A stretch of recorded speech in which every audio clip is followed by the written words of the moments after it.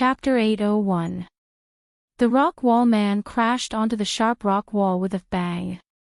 Those sharp stones pierced right through the rock wall man's heart.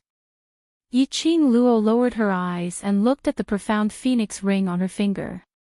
The other party's motive was the profound phoenix ring.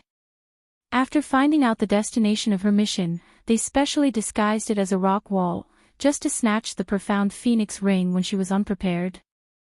Yiqing Luo squinted her eyes as she thought of the rock wall men's skills and chemistry that Xiao Bo had analyzed.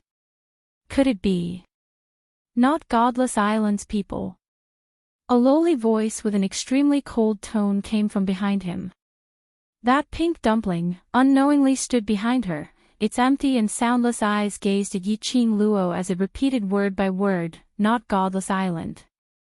Yiqing Luo's expression changed. Not Godless Island.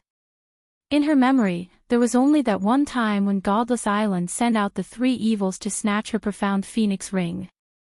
Other than Godless Island, who else would be interested in the profound phoenix ring? Could it be that the news of her possessing the profound phoenix ring had been leaked out? No. It couldn't be. If the Overlord's profound phoenix ring fell into the hands of a frail young lady, it would definitely be snatched by numerous high-level cultivators. Who didn't want to possess the Overlord's divine relic? Moreover, Mo Ying's appearance and Godless Island seemed to have some kind of unexplainable relationship. When she first met Godless Island's three evils, she met Mo Ying. Today, the moment she thought of whether these people were from Godless Island, Mo Ying immediately denied it. How could Mo Ying be so sure? Qing Luo, you have the soul-chasing powder on you. Long Yunzhan's cold voice revealed a hint of solemnity. He swiftly went forward and grabbed Yiqing Luo's arm. He saw a green glow on Yiqing Luo's elbow, faintly flashing. If one didn't look closely, it was impossible to detect. Yiqing Luo's fingertip brushed past that green glow and indeed a thin layer of powder was swept off. Her half-squinted eyes, under the illumination of the luminous pearl, were suffused with a faint cold glint. The soul-chasing powder, as the name suggested, would chase the soul to the ends of the earth, relentlessly following it. It was used to track a person's whereabouts. He only needed to sprinkle a bit of soul-chasing powder, and he would be able to track that person for up to 3 days. As for the soul-chasing powder, it would melt upon contact with water. The person who had been poisoned by it would not even notice it.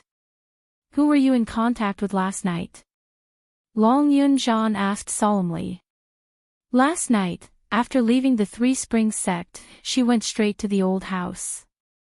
Wait a minute, Three Springs sect. Yi Fingru. Yes, at the dinner table yesterday, Yi Fingru sat next to her. No wonder he had inexplicably mentioned her situation in the academy to Yi Tianquang and the old ancestor, and even told them about her refusal to enter the class of gods. This method was clearly to let Yi Tianquang and the elder ancestor's attitude affect her emotions, and then take the opportunity to sprinkle soul-chasing powder on her arm. What was his purpose in doing this? Why would he want to know her whereabouts? Could it be that the ambush by the rock men had something to do with Yi Fingru? Yiqing Luo's eyes turned increasingly gloomy and cold. She casually wiped the dripping water on the rock wall and dissolved the soul-chasing powder on her arm. When her vision was fixed on the rock men again, her lips suddenly curled into a chilly smile. The feather fan in her hand was like a dancing red flame, constantly blooming the most beautiful fireworks. Her action was extremely fast. The target of these rock men was originally to snatch the profound phoenix ring. But for some reason, the profound phoenix ring could not be removed from Yiqing Luo's hand. Chapter 802. These youngsters were able to see through all their attacks in the shortest time possible, and after pondering for a few breaths, they were able to come up with a set of methods to restrain them. Their power of understanding and potential was simply too shocking. Immediately, one of the rock wall men decided to retreat. But unexpectedly, just as he said this word, a gust of chilly wind struck him. The rock wall man had not regained his senses when a tight, icy cold sensation pressed against his neck. By the side of his ear was a young lady's enchanting laughter. "Who are you?" "To catch bandits, first catch the ringleader." This was an unchanging logic since ancient times. These people didn't care about their comrades' lives, so the only way was to ferret out the leader among them. Indeed, those 10 over rock wall men who were still alive all stopped their attacks and gathered together as they stared vigilantly at Yiqing Luo's direction. That rock wall man didn't seem to have expected that he would be suppressed so easily. That red feather fan on his neck seemed to have no lethality at all, but the higher-ups had specially instructed him to be careful of the red feather fan in Yiqing Luo's hands. The rock wall man didn't dare to move. He didn't say a word, and Yiqing Luo was neither anxious nor impatient. She calmly flicked her fingers and the red feather fan cut open the rock wall, which the rock wall man had disguised himself as it stuck close to his skin, leaving a shallow mark. Fresh blood oozed out. "There's someone else in the tomb. Who actually entered Ling Ling King's tomb before us?" Damn it, thinking of how dangerous Ling Ling King's tomb was, no one dared to explore, so we didn't send anyone over to guard last night. "I didn't expect." "Forget it, let's go over and take a look first." The voices of several people came from the direction of the entrance of the tomb. Their voices weren't soft and sounded extremely spacious. Yiqing Luo was slightly stunned as a glint flashed past her eyes. The Death God mercenary group's men had arrived. Just as Yiqing Luo was looking at the tomb entrance, the rock wall man on her wrist took the opportunity when she wasn't prepared and struck towards Yiqing Luo's chest. Following that, his entire body squatted down. Yiqing Luo acutely sensed the danger and swiftly evaded, giving the rock wall man a chance to escape. But in a blink of an eye, that bunch of rock wall men drilled into the tomb entrance and disappeared without a trace. Trying to escape. Xiao Jin's expression changed greatly, and he was about to give chase. However, at the corner of the tomb, a group of people walked out and stopped them. A group of about 30 people came over. He was wearing a blue mercenary group uniform. The front and back of the clothes were embroidered with a large, kill character using golden thread. Standing at the very front were 2 delicate-looking youths holding night-luminescent pearls. Then, there were 3 people with extraordinary auras. 2 men and 1 woman, the expressions on their faces were almost cold. The most eye-catching person was the woman. She was so beautiful that she didn't seem like a mortal at all. Just a single glance at her would cause one to fall head over heels for her. After seeing this lady's looks, that whatever 3 spring cities' #1 beauty Yiqing Qian, whatever southern continent's beauty Lan Ling Nua, had completely turned into dregs. The 2 men by her side, one hot and one cold, were like the woman's guardian deities. "Who are you people? Do you know what this place is? Who allowed you to come in?" A sharp and rude voice came from behind the 3 men. Yiqing Luo and the others then discovered that behind those 2 men, there was a 14 to 15-year-old delicate young lady. A series of questions bombarded down, making Yan Xiaoyi, who wasn't in a good mood, frown tightly. "We haven't asked who you people are yet. Do you know what place this is? This is a tomb. Don't tell me this is your house. And you don't allow us to enter." Pfft. The youngsters couldn't help but burst out laughing. These words were simply too sarcastic. Chapter 803. You. The young girl's face sunk as she pointed at Yan Xiaoyi and said angrily, "Who do you think you are, to actually dare to humiliate this young lady like this? Do you believe that I won't let my brother kill all of you?" When Yan Xiaoyi heard this, she couldn't help but laugh out loud. Her beautiful eyes curved. "I've only heard of people relying on their fathers. This is the first time I've heard of someone relying on their brother. I don't have a brother. I'm so scared." Perhaps the girl was well protected and had never been treated like this. With just a few words, the girl's eyes reddened. "Xiaoyi. Lin, Two voices spoke at the same time. It came from Yiqing Luo and that otherworldly beauty opposite her. Their eyes met, and their gazes met for an instant. Yan Xiaoyi gave a light harumph towards that side and kept her mouth shut as she returned to Yiqing Luo's side. On the other side, the girl who was called also shrunk back unwillingly. Yiqing Luo's expression turned slightly chilly as her charming eyes revolved with a chilly glint as she stared fixedly at the two men and one woman. Hand them over. The beautiful woman frowned slightly. Her beautiful face was covered with a layer of worry that made people unable to help but worry. However, the woman's voice was extremely cold. She's just a child who doesn't know any better. Why must you be so overbearing? You know what I'm talking about. Yiqing Luo's voice was even colder than her and the sharp glint in her eyes was like a sharp blade. Otherwise, I can suspect that your death god mercenary group is in cahoots with those people. Long Yunzhan's expressionless face instantly darkened as his azure blue eyes flickered. You mean, yes. Yiqing Luo responded calmly as her lips curled into a cold arc. If it wasn't for the appearance of the death god mercenary group, that group of rock wall people wouldn't be able to escape so easily. The beautiful lady's eyes narrowed slightly, but she didn't open her mouth to stop Yiqing Luo. If that group of rock wall people wants to escape from the tomb, the only exit is the entrance of the tomb. Just now, it was the god-slaying mercenary group that came from the entrance. Yiqing Luo's lips curled into an increasingly chilly arc. As the third place on the honor roll, would the death god mercenary group let off any unknown person who ambushed them? The answer was absolutely impossible. On the other side, the god-slaying mercenary group remained silent. Yiqing Luo wasn't annoyed as she smiled. I only have two guesses. First, those cliff men are from the god-slaying mercenary group, and the people who attacked us are from the god-slaying mercenary group. Secondly, the death god mercenary group has a close relationship with the cliff people who attacked us.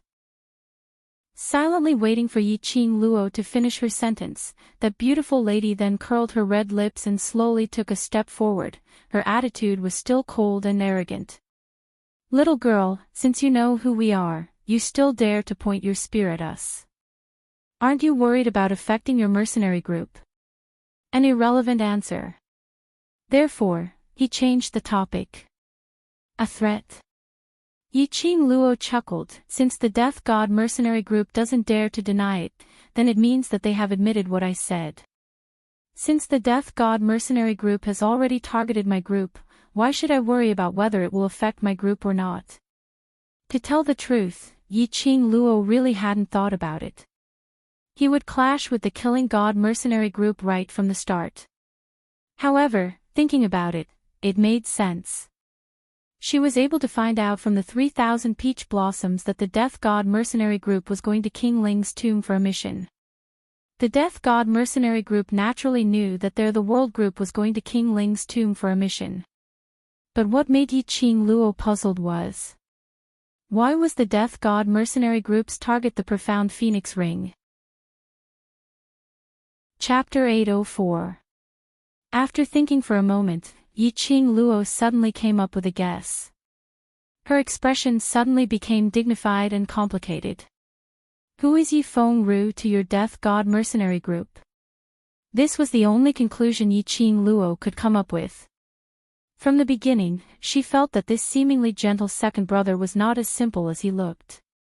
With just the power of one person, he was able to manage the entire Three Springs sect, and all the expenses were under his control.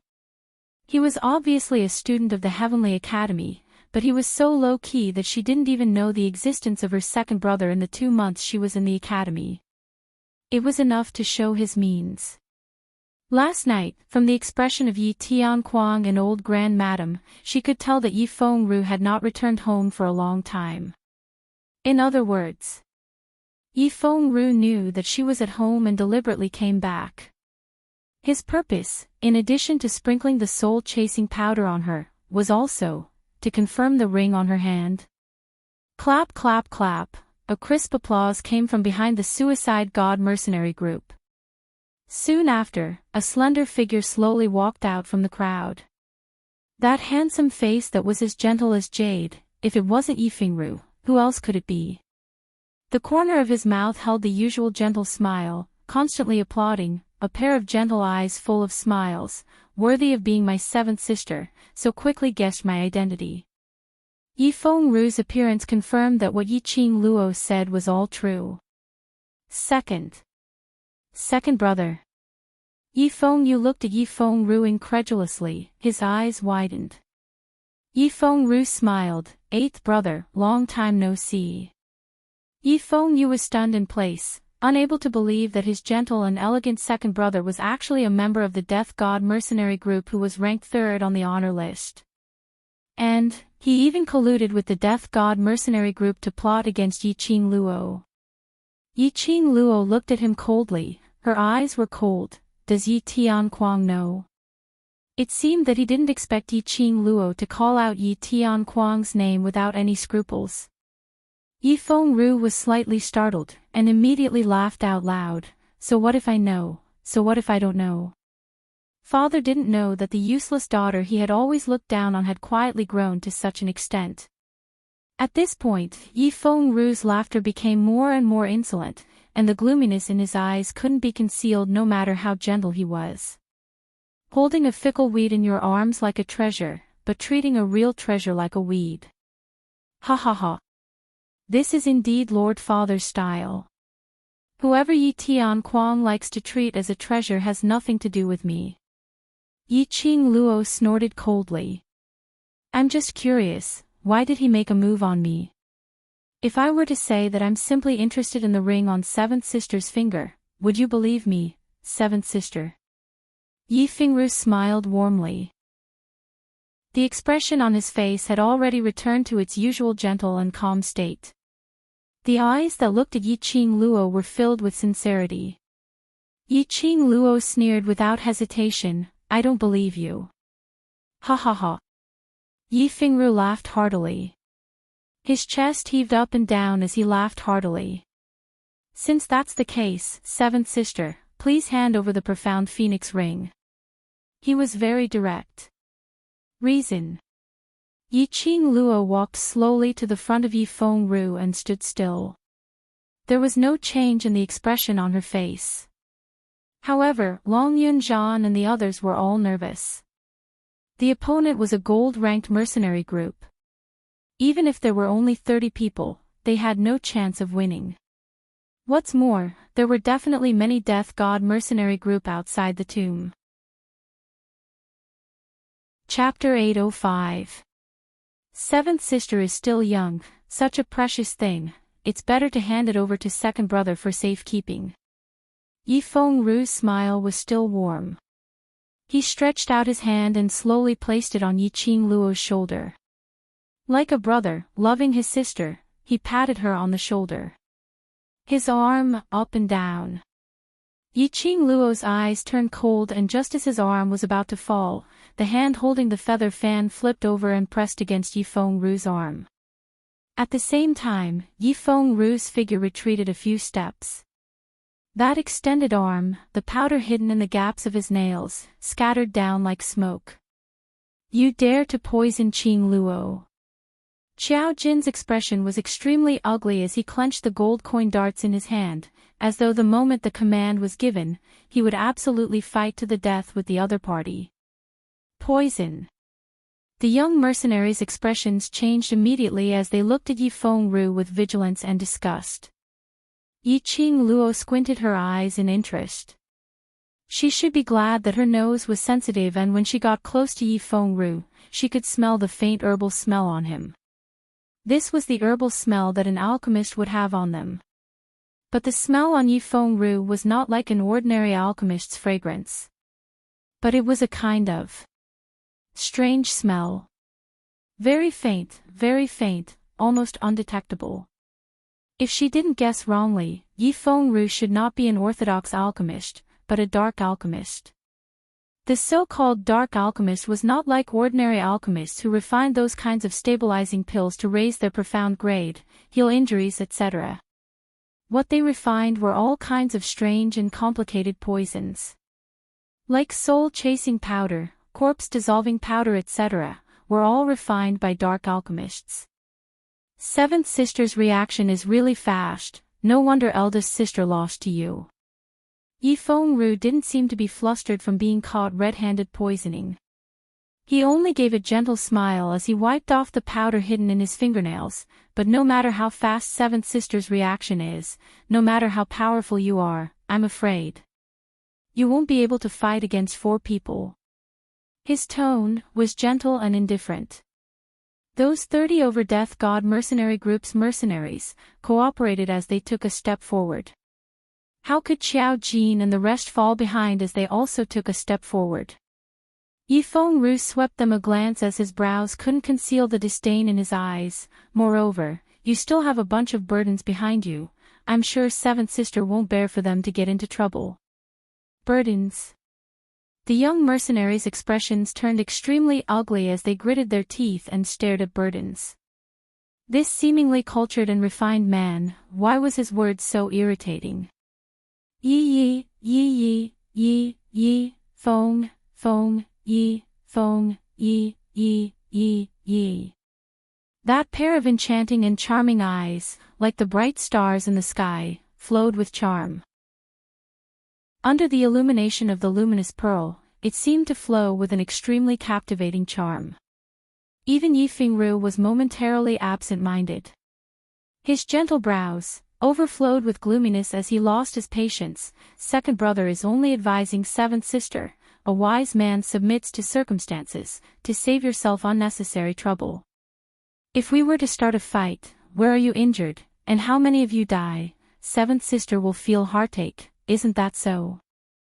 Yiqing Luo seemed as though she had heard a joke, as her slender fingers covered her pink lips, as her long and narrow eyes outlined a sneer of ridicule. Second brother, did you really think that only you know how to poison?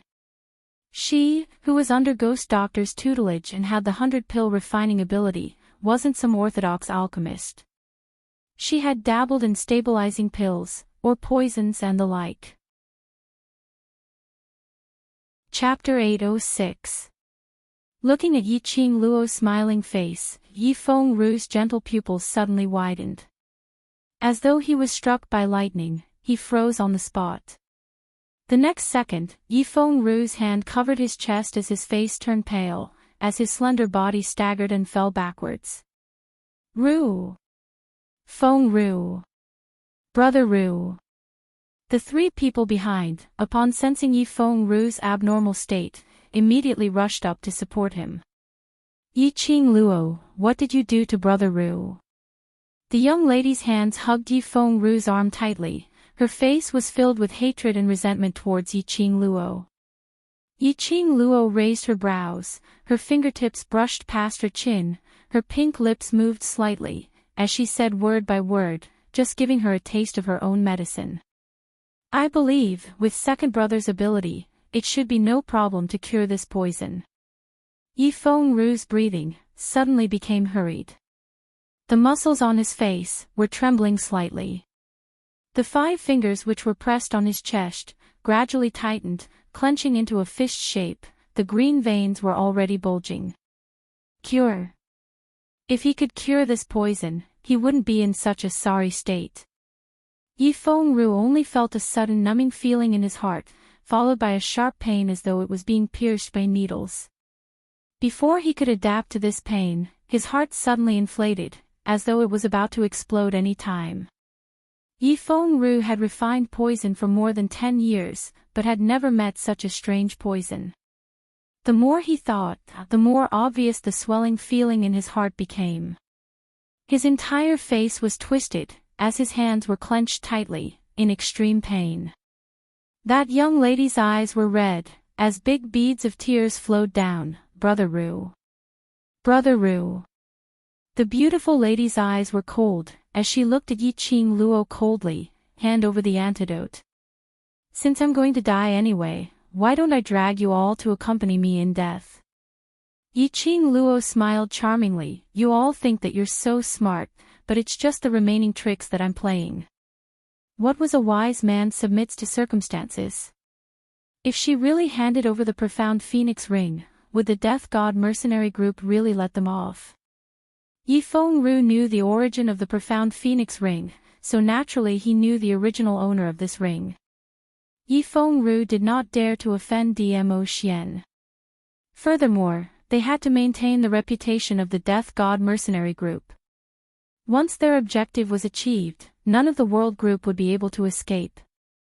Yi Qingluo was tired of playing this kind of lousy tricks in her past life. Yi Feng-ru coaxed her like she was a child. You!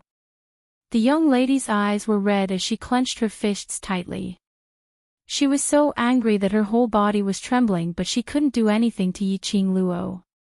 These 2 men and 1 woman were obviously the core members of the Death God mercenary group.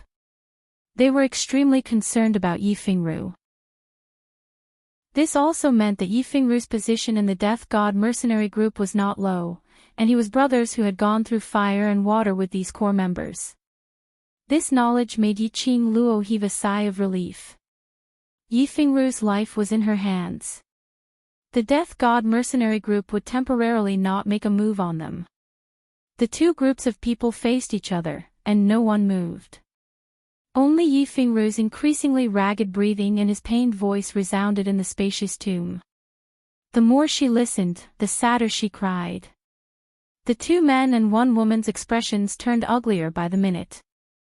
As though there was no other way, one of the delicate-looking men opened his mouth with a steely green face. The world group will let you leave, hand over the antidote. Did I say that I'm leaving?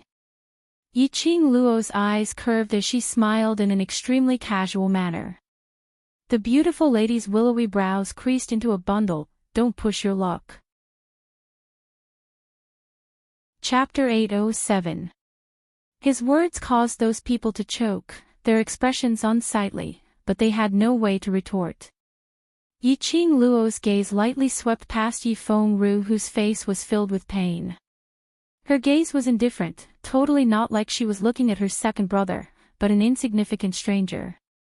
She didn't care whether he lived or died. The few people in the Death God mercenary group didn't dare to use Yi Feng-ru's life to bet if Yi Qingluo really didn't care about him, this second brother. Recalling the time when he was in the dark, he saw Yi Qingluo expressionlessly slit the neck of the stone wall man. His technique was skillful and his expression was cold. It was completely unlike the emotions a 15-year-old girl should have. At this moment, the god-slaying mercenary group only felt that this lady was too cold-blooded. He was so cold-blooded that he couldn't feel any emotion from her. After a long time, the beautiful woman lowered her eyes and looked at Yi Feng-ru, who was leaning against her arm. She opened her mouth and said, "What do you want?" "Mission." Yi Qingluo replied simply, "I need the Death God mercenary group to help us complete the mission." The Death God mercenary group did not participate in the random missions. But they were aware of the situation of this event. The matter of the world group drawing a random scroll which had never appeared in all these years had already spread throughout the entire mercenary world. "What kind of mission did you draw for the tomb of the Ling King?" "Guard the Zombie King." Yi Qingluo didn't hide anything. She had originally planned to borrow the strength of the Death God mercenary group to see if they could complete the mission. Now that such a good opportunity had been presented to her, how could she reject it? Guardian Zombie King. The expressions of the 2 men and 1 woman instantly turned ashen. They looked at each other and frowned. Up until now, no one has been able to enter the deeper layers of the tomb.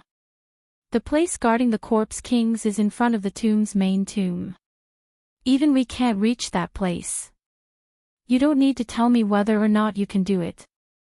Yi Qingluo replied coldly, "My motive is to guard the corpse king, you only need to tell me, to go or not." The beautiful woman's exquisite and beautiful face was slightly twisted. The 3 of them looked at each other for a long time without saying anything. They were probably using the mercenary group's emblem to communicate with each other internally. Yi Qingluo didn't rush them as she quietly waited for their decision. Not long later, the beautiful lady's face sunk as she looked at Yi Qingluo. "All right, I represent the Death God mercenary group to agree to your request. Now can you help Ru to detoxify the poison? Yi Fingru, who was leaning on the woman's arm, couldn't help but tremble. It was clear that he couldn't find anything strange in Yi Fingru's body even with his profound qi. However, Yi Fingru was in so much pain that he had already lost consciousness. Looking at Yi Qing Luo's confident look, it was obvious that only Yi Qing Luo could cure this poison. The more the young girl thought about it, the angrier she became. Her eyes were filled with disgust and mockery. I really don't know what your heart is made of. You can even kill your second brother and use him to threaten us. Yi Qing Luo's eyes narrowed as her lips twitched coldly, as she sneered in disdain. Kitty Li was leaning on Yi Qing Luo's side, and when she heard the young lady's words, she was instantly infuriated as her quick-witted eyes stared fiercely at the person opposite. He was obviously the one who struck first. He's allowed to lay a vicious hand on his own sister, but elder sister isn't allowed to retaliate. Saying that, she took a step forward and raised her hand fiercely. I'll give you a slap and you're not allowed to retaliate. Chapter 808. Kitty. Yi Qing Luo calmly called out to Kitty Li. Kitty Li winked at that young lady and gave a heavy harumph. When she turned back to look at Yi Qing Luo, her face was already smiling sweetly like a child. Yi Qing Luo pulled Kitty Li behind her and shot a glance at the solemn-looking man's hand as she smiled calmly. Azura group leader must be careful. If you hurt any part of my brother, I will leave it untouched and let my dear brother suffer the same injury. The man's tightly clenched hands suddenly loosened. A pair of sharp eyes stared coldly at Yi Qing Luo. As though he wanted to see through her eyes, to see through her soul. However, the man only saw an endless whirlpool in that pair of deep pupils. Just a little more and he would have fallen into that whirlpool, unable to climb out.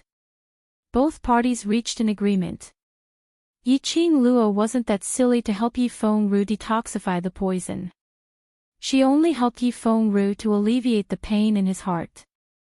Every 2 hours, Yi Fengru would once again experience the excruciating pain that pierced his heart and bones. Azura mercenary group was naturally infuriated, but there was nothing they could do. After Yi Fengru regained consciousness, he found out that Azura mercenary group had signed an agreement with Yi Qing Luo because of him. He clutched his heart, and the moment he thought of that swelling pain earlier, his body couldn't help but tremble slightly, which had already formed an instinctive fear.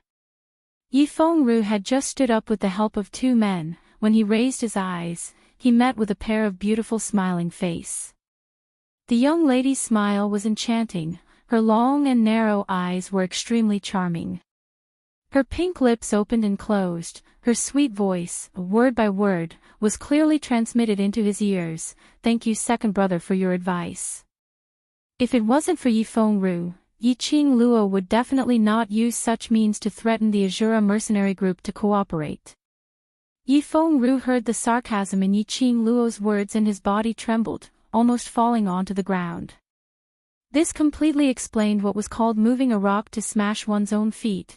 After signing the agreement, Yi Qing Luo also found out that the solemn Azura mercenary group leader was called Nangong Firen.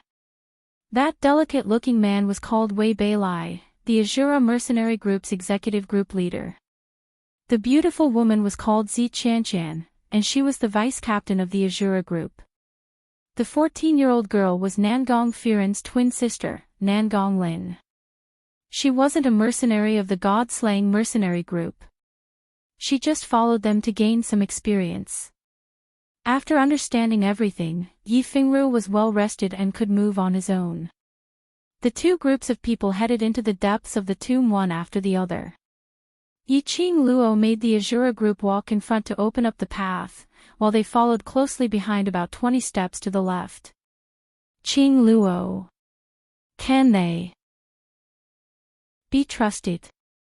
Xiao Jin's brows creased as he used the mercenary group badge to transmit his voice.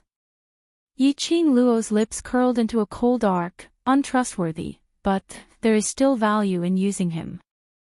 With just their strength, it was likely that they would not be able to pass through the layers of traps and formations in the tomb and reach the main tomb. Before Yi Fengru could find a way to save himself, the god-slaying mercenary group could only fulfill their deal. Everyone be careful, in case these hypocrites do something secretly. Yi Qingluo reminded them. The god-slaying mercenary group had always been ranked third on the honor board, so naturally they were arrogant and proud, so how would they be willing to lower their status to deal with these youngsters? Especially when they were threatened by a bunch of youngsters who totally didn't put them in their eyes. It was inevitable that they would use the same method to threaten them. If Yi Fengru had poisoned her brother, Yi Qingluo couldn't guarantee that she had all the antidotes on her. Just as she was saying that, the god-slaying mercenary group who were 20 steps away suddenly shouted angrily, "Not good. There's a riot in the tomb."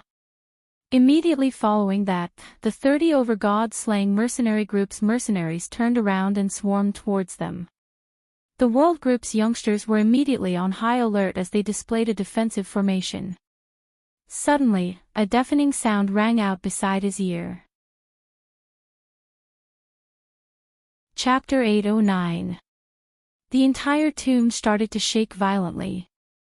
Pieces of gravel started to fall from the surrounding steep rock walls. Nangong Firen was running at the forefront, and on seeing this bunch of young mercenaries still standing there foolishly blocking the way, she angrily shouted, "Get lost! Do you want to die here?" As the ground shook, cracks began to appear on it. The young mercenaries still didn't move as they supported each other and stood on the same spot, waiting for Yi Qingluo's instructions. Towards danger, Yi Qingluo had an instinctive sense. When the tomb started to shake violently, Yi Qingluo felt an unprecedented sense of panic. Faintly, there was an intense scorching feeling surging from her profound jade heart. This scorching feeling wasn't the same as when she was probing other people's profound jade heart grade or profound grade. But it was a kind of.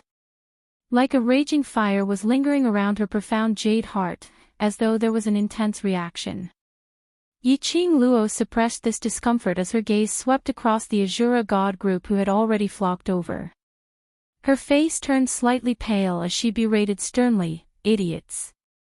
If you don't want to die, don't run over here." The tomb's ground had already cracked and the surrounding rock walls had fallen into gravel. If they were to move swiftly now, it would only cause the tomb to collapse.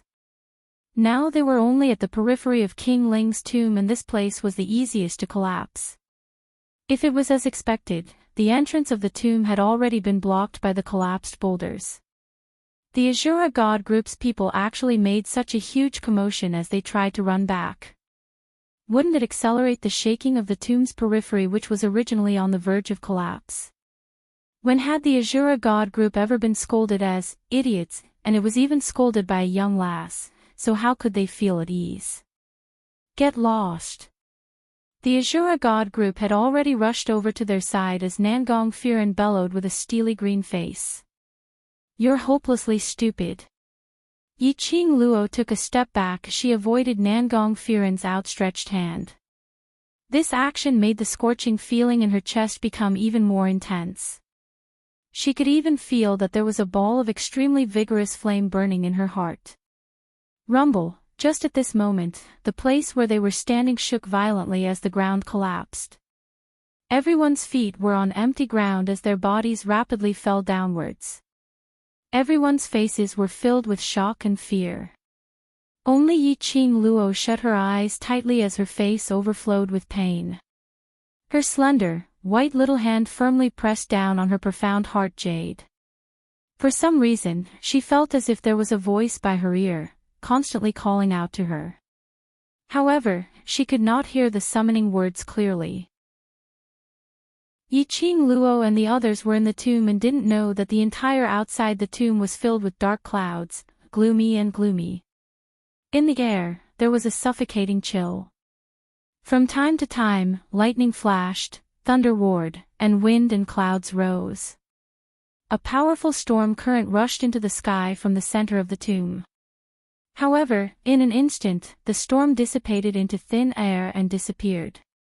The Imperial Palace.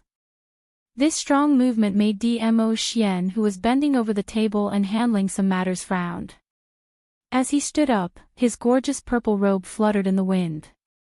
His black hair cascaded over his shoulders like clouds and smoke. His slender figure was smooth and incomparably breathtaking. However, the man's peerlessly handsome face and his long and narrow obsidian-like black eyes clearly had a faint demonic charm, but at this moment, there was a thick and cold glint. Chapter 8:10. The moment the World Group's mercenaries fell, under Yiqing Luo's instructions, they used their profound qi to lighten their bodies and finally landed stably on the ground. As for the Azura Group, they were not so lucky. The sudden collapse made them unable to react for a moment. When Nangong Firen and the others saw Yiqing Luo and the others' actions, they immediately released their profound qi, totally disregarding their own group members. When the group of people stood firmly on the ground, there were no casualties on the World Group's side. As for the God Killer Group, 2 members had fallen to their deaths, and there were more than 10 who had hurriedly released their qi when they landed, but in the situation of being too flustered, they had injured their legs. Where are we? Nangong Lin, who was hiding behind Nangong Firen, asked in a trembling voice. Nangong Firen's face was ashen and she did not reply. The 2 mercenary groups had met with an accident at the same time, but on their side, there were casualties and injuries. On the contrary, the brat mercenary group that they looked down upon was unscathed, and they began to adapt to the current situation in an orderly manner. How could he, the leader of the gold mercenary group, endure this? Captain. Yi Fengru's expression didn't look any better. The night luminescent pearls in their hands had fallen somewhere, and the surroundings were dark. Don't speak. Yiqing Luo suppressed her voice as she spoke in a deep and cold voice. Xiao Yi, where's the luminous pearl? As Yan Xiao Yi and Xiao Jin were falling, they quickly kept the luminous pearl into their space pockets. In a place like the tomb, the luminous pearl was their only source of light. Hearing Yiqing Luo's question, Yan Xiao Yi immediately took out the luminous pearl. The surroundings were faintly discernible under the illumination of the luminous pearls. Then, Xiao Jin also took out his night luminescent pearl. The surrounding environment was gradually reflected in everyone's eyes. This was a bottomless tunnel. It was extremely spacious, about the width of 10 adults walking side by side. The air was cold and damp, and there were even green vines growing on the walls. Touching it with his hand, it felt sticky and disgusting. This should be the middle layer of the Ling King's tomb. Yiqing Luo carefully sized up the surroundings. From the emptiness of the voice and the circulation of the air, he could roughly tell. Yiqing Luo's slender brows creased tightly. The Ling King's tomb had always been the most secure place and most people would not enter it. How could the periphery of the tomb collapse? That kind of collapse was like a sudden earthquake. Then, the entire tomb began to crack, and finally collapsed. Completely, it did not seem like a natural collapse. Instead, it was a collapse caused by the depths of the tomb. Could it be that someone had entered the tomb before them, or even reached the lowest level of the tomb, and then triggered some sort of mechanism that caused the tomb to collapse? How do you know that this is the middle level of the Ling King's tomb? Zi Qianqian's beautiful eyes stared coldly at Yiqing Luo as a glint of jealousy flashed past her eyes. Ever since Yiqing Luo appeared, her beauty and her ability seemed to have been crushed by Yiqing Luo till she had no way to retaliate. Zi Qianqian, who had always been the center of attention, could not tolerate another existence that was even more dazzling than her. Yiqing Luo totally didn't bother about Zi Qianqian's question, as she concentrated all her attention on the surrounding environment. Zi Qianqian's face darkened, and an embarrassed look appeared on his face. He arrogantly raised his head and lightly snorted, "You really think that you are the backbone of the group? You casually order others around and spout nonsense. Do you take us for fools?" Chapter 8:11. You. Don't be in a hurry to deny it. Yiqing Luo glanced at her coldly, and in the tranquil and strange tomb, that gaze seemed especially eerie. Immediately after that, Yiqing Luo turned her head around and continued looking at the direction where the green vines were growing as she said, "Now, the one who is at a disadvantage is not us, the world group."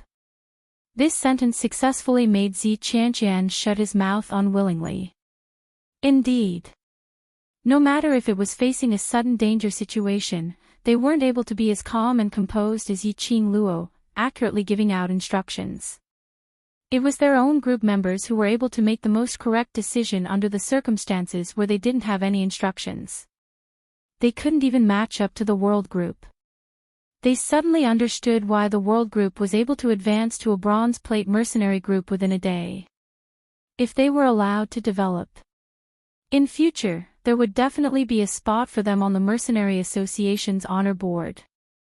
Nangong Firen's expression instantly congealed as she glanced sideways at Yifengru. Yifengru's face was pale as he shook his head. He didn't know when his cowardly and incompetent seventh sister had become so bold and courageous. Bones. Bones. Human bones.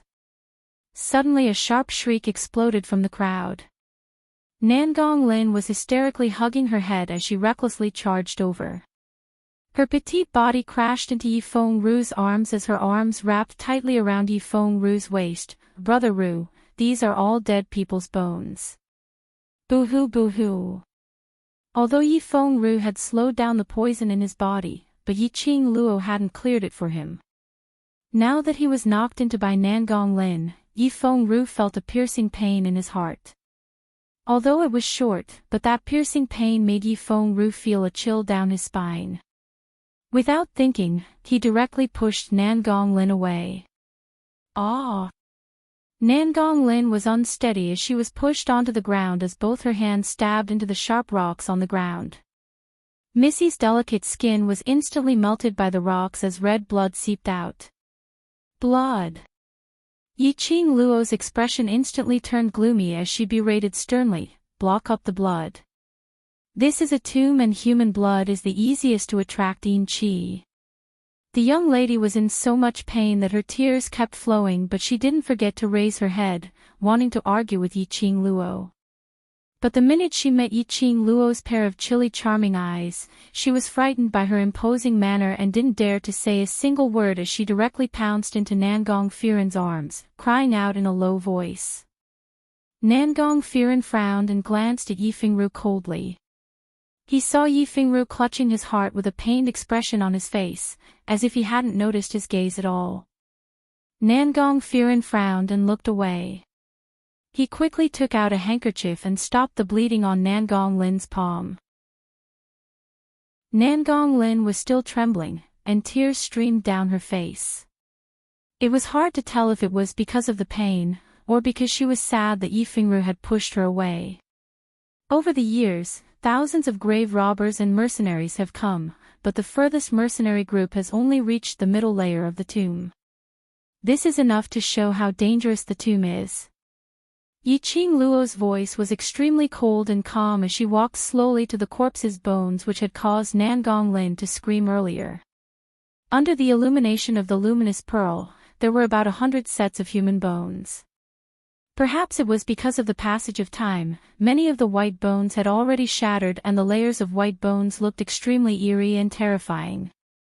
Yiqing Luo squatted down expressionlessly as she scrutinized those human bones and continued, "The number of tomb robbers or mercenaries who died in Ling Ling King's tomb is uncountable, so it's not strange to see human bones." Chapter 8:12. Even for these mercenaries who had been through hundreds of battles and were used to seeing blood and killing, when they saw the hundreds of broken bones piled up, they were somewhat horrified. Even if they weren't horrified, they weren't able to be like Yiqing Luo, looking at those bones expressionlessly, or even using her feet to lift the bones. The bones shattered upon contact. The shattering sound was extremely ear-piercing in the quiet tomb, making one's heart palpitate. Yiqing Luo was only a 15-year-old young lady. How could she be fearless when facing these eerie white bones? A real 15-year-old girl's way of opening up the eerie white bones should be like Nangong Lin's. This should be a mercenary group who came to the Ling King's tomb to complete a mission. They must have touched some array in the tomb or attracted the corpse chi, causing all of them to lose their lives here. Yi Qing Luo played it down as she stood up and gazed ahead. Since we've reached the middle layer, then let's head straight to the main tomb. Nangong Lin buried her head in Nangong Firen's arms as she raised her head and cried, "I'm not going. I don't want to go." After seeing so many white bones, Nangong Lin, who had never met with any danger, was so terrified that her limbs had turned stiff. Yi Qing Luo merely swept a glance at them as her lips curled into a chilly smile. "Of course, you can choose not to follow us. If my second brother's poison acts up, then don't blame me for not abiding by our deal." Nangong Firen and Zi Qianqian instantly stared at Yi Qing Luo angrily. I don't have the time to waste with you guys here." Yi Qing Luo called out to her brothers as she walked straight ahead. It was silent in front of them. The long and deep tunnel was pitch black, with no end in sight. Nangong Firen and the others were still standing at the same spot. He glanced sideways at Yi Fengru as he frowned and asked in a deep voice, "Can you cure this poison?" Yi Fengru didn't reply, but the sound of his teeth clenching and his pale face had already replaced all the answers. Nangong Firen's brows creased even tighter as a cold glint shot out from his eyes. "Then we must follow you to the main tomb." The coldness in his words made Yi Fengru's face turn paler. Nangong Firen was blaming him. In other words, Nangong Firen was displeased when he pushed Nangong Lin's lower body. Yi Fengru wanted to explain, but he didn't know how to start. If it wasn't for the fact that he didn't have enough ability, if it wasn't for the fact that he had underestimated Yi Qing Luo's ability and heartlessness, then he wouldn't have shot himself in the foot, and wouldn't have ended up being used as a tool by Yi Qing Luo to threaten him. Just then, a gust of chilly wind blew over. Nangong Lin's entire body was trembling, and tears were already flowing out of her eyes. "I don't dare. Brother, let's leave the tomb, let's go home." Nangong Firen gently patted the woman in her arms and sighed helplessly.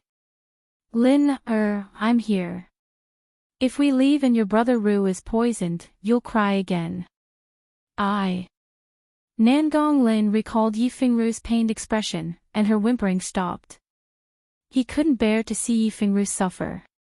But if they followed that arrogant woman, it was very likely that they would also become one of the millions of bones. While they were discussing, Yi Qing Luo and the rest had already walked far away. The luminous pearl's light gradually went further away, and the tunnel which they were in became pitch black and dim. Not long later, they couldn't even see the expressions of the people around them clearly. Chapter 8:13. Looking at the pitch-black surroundings, Nangong Firen clenched his fists tightly as he hugged Nangong Lin tightly and gave an order, "Follow up." Now, they could only follow the world group. In this pitch-black abyss, they who didn't know where they were in the King Ling's tomb could only follow the world group to find a chance to exit. Moreover, their mission target was in the middle layer of the King Ling's tomb. The world group wanted to make use of them, so why didn't they make use of them instead? The world group's youngsters followed behind Yi Qing Luo in an orderly manner. Zhao Bo turned back from time to time to take a look at the Death God mercenary group who were still at the original spot with a puzzled expression. "Vice Group Leader, are we really going to leave them here? If they had the Death God mercenary group's help, it should be much safer for them to walk around the King Ling's tomb." Vice Group Leader had signed a deal with the Death God mercenary group, wasn't it to make use of them? Yi Qing Luo shot a glance at him with a smile which didn't look like a smile. "They will follow up." Zhao Bo didn't believe it. A gold-ranked mercenary group on the honor board had been humiliated to such a state by a mere bronze-ranked mercenary group. As long as the Death God mercenary group had some backbone, they wouldn't possibly continue to trade with them. However, this thought had just flashed past Zhao Bo's mind when he heard a series of orderly footsteps. Turning back, he indeed saw Nangong Firen leading 30 over mercenaries, following them in quick steps. Zhao Bo was stunned as he looked at Nangong Firen in puzzlement. He has no other choice but to choose us. After a few words of interaction, Yiqing Luo could roughly understand Nangong Firen and the other's character. Nangong Firen was someone who cared about the big picture and wouldn't be tied down just because of a small matter. Moreover, the poison in Yifeng Ru's body was something that only she could cure. Towards the Death God mercenary group following them, the World Group's mercenaries didn't open their mouths to tease or ridicule them. They only followed Yiqing Luo solemnly. The group of them remained silent as they followed closely behind. The deeper they went, the colder they felt. Under the luminous pearl's glow, the air seemed to be lingering with a thin layer of fog. It was the kind of gloomy fog. It was grayish and extremely terrifying. Everyone stepped on the gravel and the sound was especially ear-piercing under the silent and strange atmosphere. Every sound was like something was ruthlessly pounding on their hearts. He felt an inexplicable palpitation and nervousness. The expressions of the mercenaries of the Azura team became more and more solemn. Their footsteps also gradually became extremely heavy. Nangong Firen also felt the atmosphere as she looked at the expressionless and silent youths of the World Group. She clenched her teeth and berated them from the Mercenary Guild badge. Keep your spirits up. You are the elite mercenaries of the Gold Mercenary Group. Don't tell me they can't compare to those bronze plate mercenaries who haven't even grown their hair yet. The mercenaries of the Killing God Guild were scolded badly. Under the glory of the Gold Mercenary Group, they were used to being arrogant and competitive. Naturally, they were not willing to admit that they were inferior to these bronze plate brats. However, in the strange and dangerous tomb of the Ling King, there was an unknown danger ahead. They had no idea what would happen in the next second. How could he not be afraid? Looking at the fearless young faces of the world mercenaries, he could only attribute their fearlessness to the fact that they didn't know what kind of dangerous place the Ling King's tomb was. Chapter 8:14. The group of them had walked for an unknown period of time, and even for these cultivators who had been practicing martial arts for many years, they could feel the fatigue in their legs. The seemingly bottomless tunnel finally showed some changes. The further they walked, the narrower the tunnel became.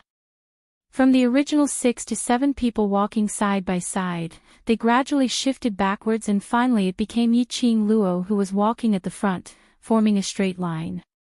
Yiqing Luo's heart, which was hanging in the air, also sunk slightly. Earlier, based on the direction of the green vine's growth, Yiqing Luo had determined the direction which led to the bottom of King Ling's tomb.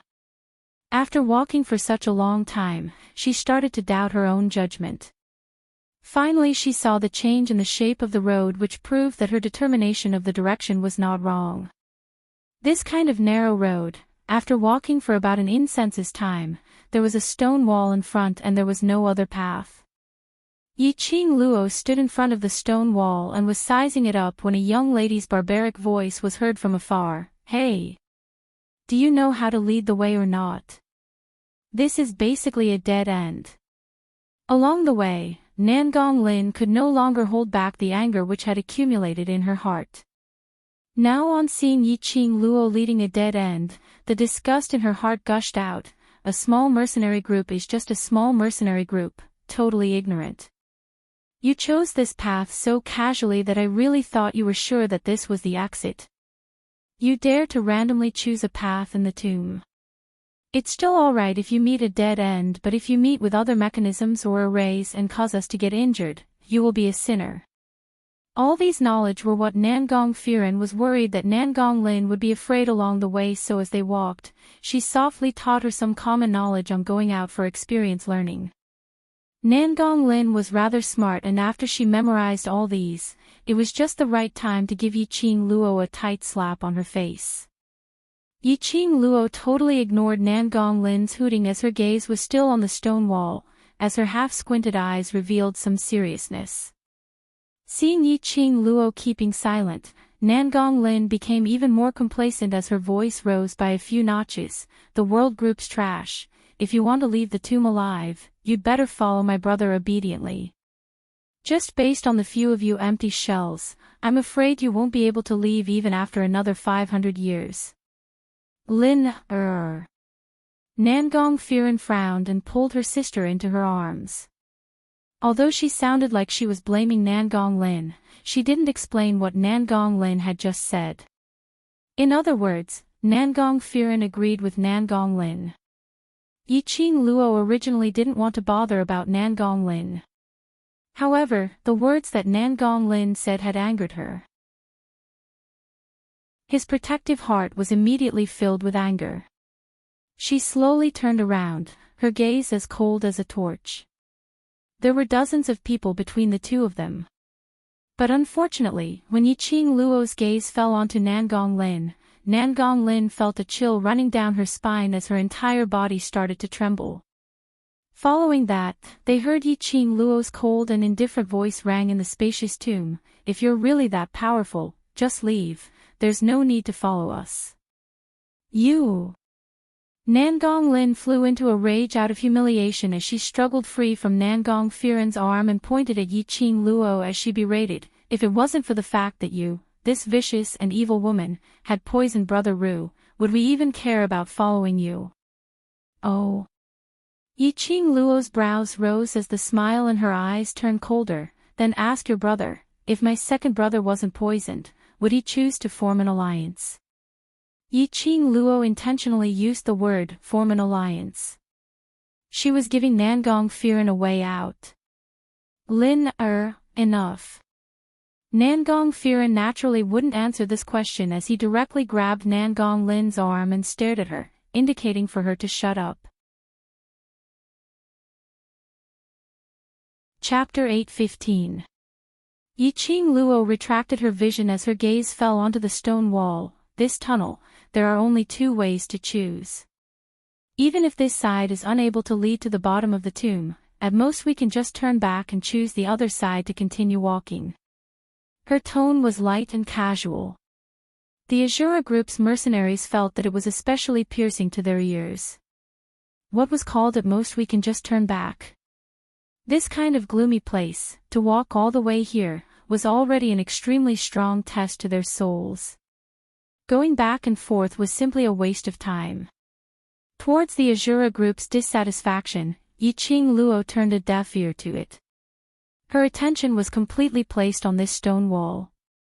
The top of the surrounding stone walls were covered with green vines and moss, only the stone wall. Although it looked gray and unremarkable, but there wasn't any vines or moss on the stone wall. After gazing for a long time, Yiqing Luo raised her hand and the red feather fan in her fingertips gently touched the stone wall. With just a slight touch, perhaps it was because there wasn't anyone around for a long time and it was corroded by the corpse qi, the broken stones which were attached to the stone wall started to roll down. Yiqing Luo retreated a few steps, and when those broken stones were about to fall, she then congealed her profound qi and swept up a whirlwind, sweeping all the broken stones above the stone wall. After the broken stones had fallen, the gray stone wall was clearly reflected in everyone's eyes. That stone wall was suffused with a lifeless black-red color, which was extremely strange. What made one's heart tremble was the totem drawn on the stone wall. That was a man holding a long spear, dressed in battle armor. He should be a peerless hero, with a valiant and imposing manner. However, that totem seemed to be covered with fresh blood, looking extremely sinister and terrifying. "This is War God, Ling Wang." Yiqing Luo narrowed her eyes as she sized up the totem in detail. To be able to carve a human-shaped totem on the stone wall of Ling Wang's tomb, other than Ling Wang, there shouldn't be anyone else. Nangong Firen had already led Zi Qianqian and the others past the world group and walked next to Yiqing Luo. After seeing the totem on the stone wall, Nangong Lin gave a shrill cry as she pounced into Nangong Firen's arms. Zi Qianqian and Yi Fengru's expressions were slightly grave as they exchanged glances. Could it be? Ling Wang's main tomb is behind the stone wall. Impossible. Yi Qing Luo interrupted their guesses without any hesitation. Zi Qianqian's brows instantly knitted together as her beautiful face was filled with displeasure. Vice group leader of the world group, aren't you a little too conceited? They were a dignified gold medal mercenary group, yet they were repeatedly led by a bronze medal mercenary group. Right from the start, it was Yi Qing Luo who was in charge of everything. This kind of feeling made them feel very uncomfortable. According to the information on the tomb of the Lai Ling King, the tomb of the Lai Ling King is guarded by a formation. Yi Qing Luo lightly lifted her eyelids. If Azura God Group's vice group leader hadn't investigated the mission's information clearly before setting off for the mission, why not take this opportunity to read through the information on Ling Ling King's tomb, in case you make a fool out of yourself? Zi Qianqian's face immediately turned red. And Yi Qing Luo's words made the hearts of the other mercenaries jump abruptly. These youths had investigated the tomb of the Ling King beforehand. In other words, they knew exactly how dangerous the tomb was. They didn't even have the courage of a few young mercenaries. These gold medal mercenaries' pride had suffered a huge blow. Unknowingly, they all puffed out their chests, as no one was willing to admit that they couldn't be compared to a bronze medal mercenary. Yi Qing Luo's eyes suddenly flashed as she raised her hand and touched the totem on the stone wall. Chapter 8:16. She had finally snatched back the leading rights. Nangong Firen's eyes were masked with disdain. Bronze plates were bronze plates. No matter how shocking their performance was, it couldn't change the fact that they lacked experience. So what if they had checked the information of King Ling's tomb?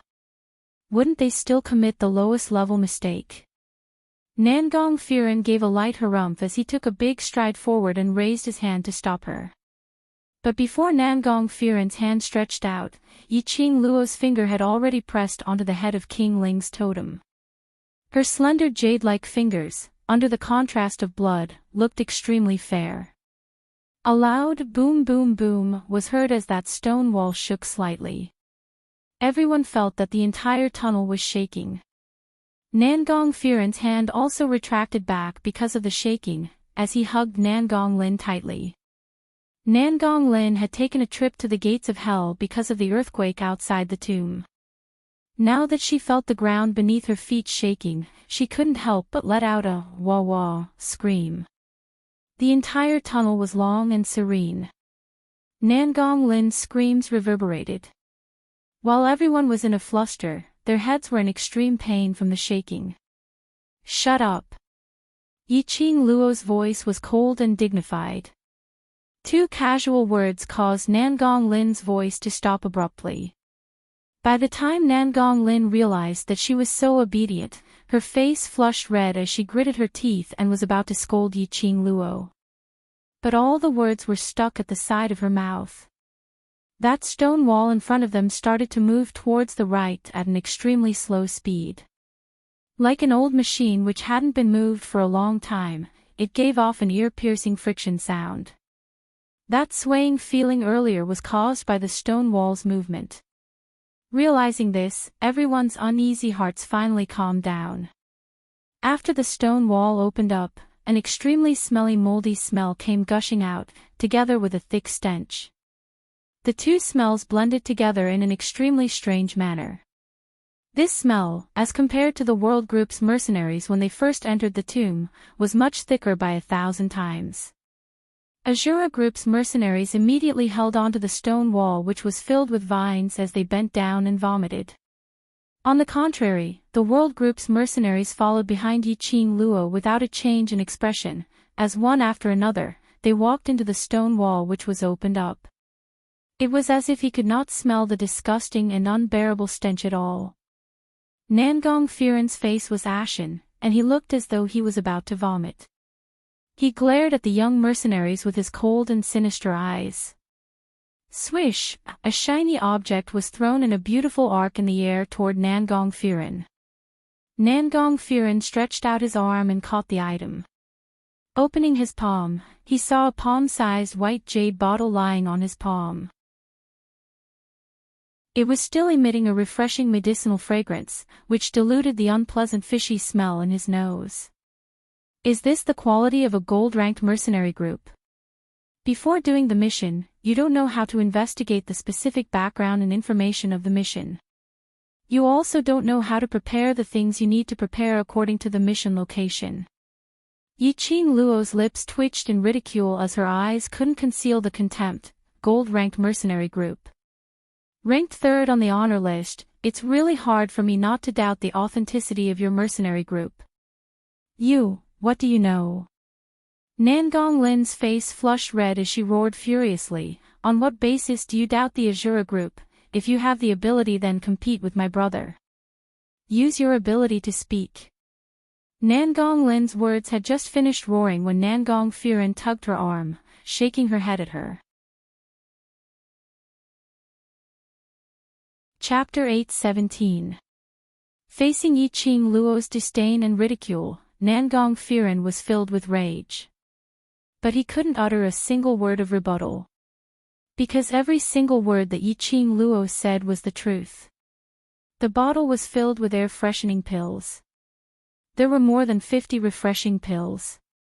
No wonder, after they found out that the World Group had drawn a random mission which was the Ling King's tomb mission, they waited in the tomb for a few hours but the World Group didn't appear. The mercenaries of the World Group weren't like other mercenary groups.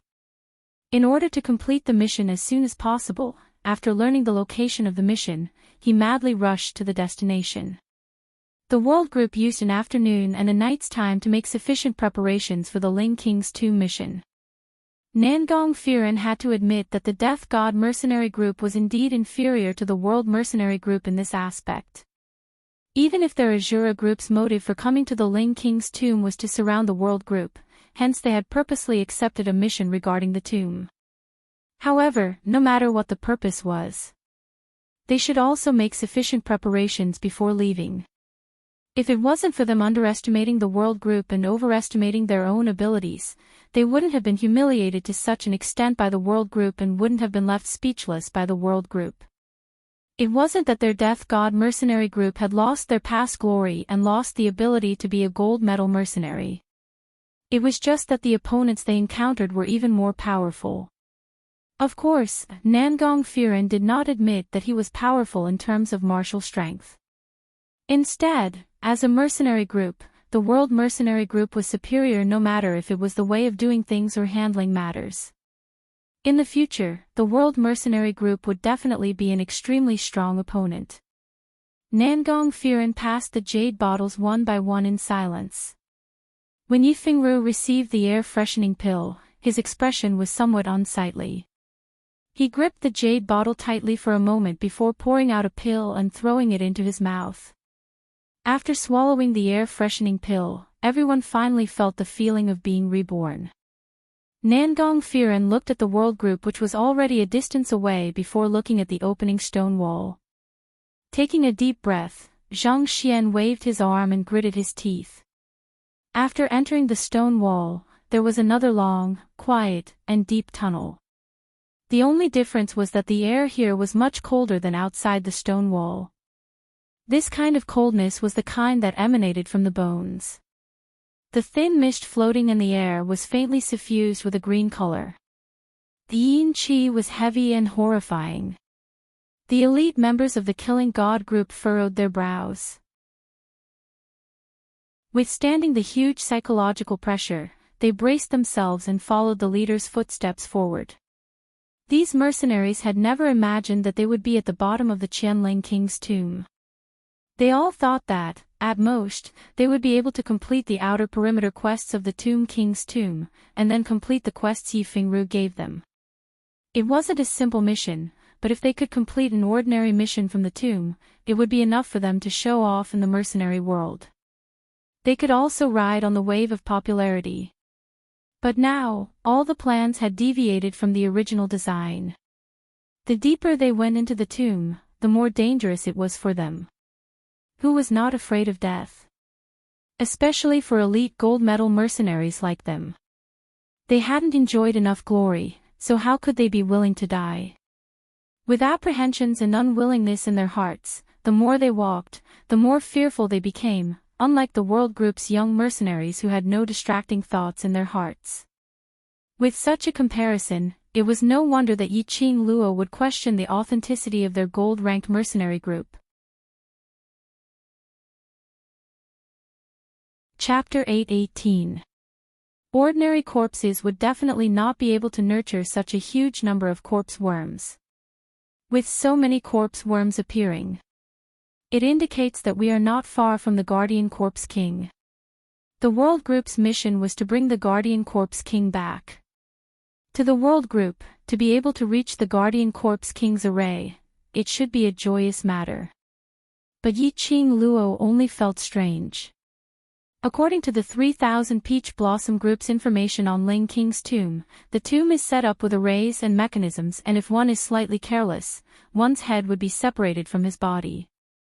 But we're about to reach the Guardian Corpse King's array, but we haven't met with any danger along the way. Not to mention mechanisms, there wasn't even a single bit of array at all. The only danger was this wave of corpse worms. How could it be so smooth? Thinking back to when they were at the outer boundary, the sudden collapse of the tomb, Yi Qing Luo was even more certain that her earlier guess was probably true. There was another group of people at the bottom of the tomb. These arrays and mechanisms were settled by that group of people to be able to reach the bottom of the tomb without any casualties. The other party, who on earth were they? They actually had such ability. Yi Qing Luo's expression turned increasingly grave. Yi Qing Luo's words were clearly heard by every single mercenary in the World Group. They also realized that there wasn't any danger along the way, and it was merely the tranquility before the storm. This mission in Ling King's tomb was much more dangerous than what they had imagined. The World Group's emotions had also affected the Azura Group's side. Nangong Firen's attention was totally placed on Yi Qing Luo, as his eyes didn't conceal his interest towards her at all. Seeing Yi Qing Luo's expression gradually turning grave and finally becoming more and more solemn, his heart also started to tremble fiercely. He knew in his heart that the journey ahead would probably be filled with danger. He retracted his gaze and took a look at Nangong Lin, who was following closely beside him as he pursed his lips and transmitted his voice solemnly through the mercenary group badge. Feng Ru, you're still poisoned, so if you meet with any danger later, you don't need to care about anything else. Just help me take good care of Lin, will do. Yi Feng Ru frowned as his vision swept past the timid Nangong Lin. I will take care of Lin, but I'm poisoned doesn't mean that I'm useless. Up till now, no one has ever come out alive from the bottom of the Ling King's tomb, but we've walked till now, and just like what the World Group's vice group leader said, we're about to reach the array protecting the King corpse. This meant that they were not far from the main tomb of the Ling King. This also meant that this was the lowest level of the tomb. Just as he finished his words, a dissatisfied expression surfaced on Zi Qianqian's beautiful face. Leader, the World Group is merely a bronze plate mercenary group that's slightly prepared for King Ling's tomb. You really believe that woman's words? Qianqian. Nangong Firen frowned and glanced at Zi Qianqian with displeasure. He knew his deputy leader's character very well, so he didn't say much. It's always good to be careful. I hope the Death God mercenary group can guarantee the glory of its own gold medal. Both groups were saying the same thing to their own teams. The environment in front of him had changed. The long and deep tunnel turned into 5 narrow paths. There was also a black coffin placed on each of the paths. Coffin, everyone's expressions had a huge change. Nangong Firen's heart sunk, indeed. We've really reached the array protecting the King corpse. Chapter 8:19. These words were extremely domineering. Yi Qing Luo's expression was indifferent as her frosty eyes squinted slightly as she continued, in the ancient tomb, there are many things which feed on something from the human body, for example, Blood, essence, flesh. Pausing, her lips curled upward slightly. Under such circumstances, when they saw such a strange smile, everyone couldn't help but shuddered. Even though the one smiling was a peerless beauty that could topple cities, everyone still felt terrified. Nangong Lin was so frightened that her face turned pale as tears streamed down as she buried her head in her brother's arms, not daring to cry out. Nangong Firen's brows creased tightly as he gazed deeply at Yiqing Luo, as a glint flashed past his eyes. Earlier when Yiqing Luo made a move on Nangong Lin, it wasn't because she wanted to kill her. But she was certain that as her brother, he wouldn't just stand by and watch. If he hadn't carried Nangong Lin away in time, then, these corpse worms would have completely swallowed Nangong Lin. Many thanks. Nangong Firen wasn't that kind of idiot who couldn't differentiate right from wrong as he directly jumped out these two words towards Yiqing Luo. There were probably less than 5 people in this world who could receive Nangong Firen's thanks personally. To the others, this was considered a huge honor. But Yiqing Luo didn't reveal much emotions towards his gratitude as she spoke calmly. There are a lot of corpse worms here, so I believe there should be some corpses which are used to feed them.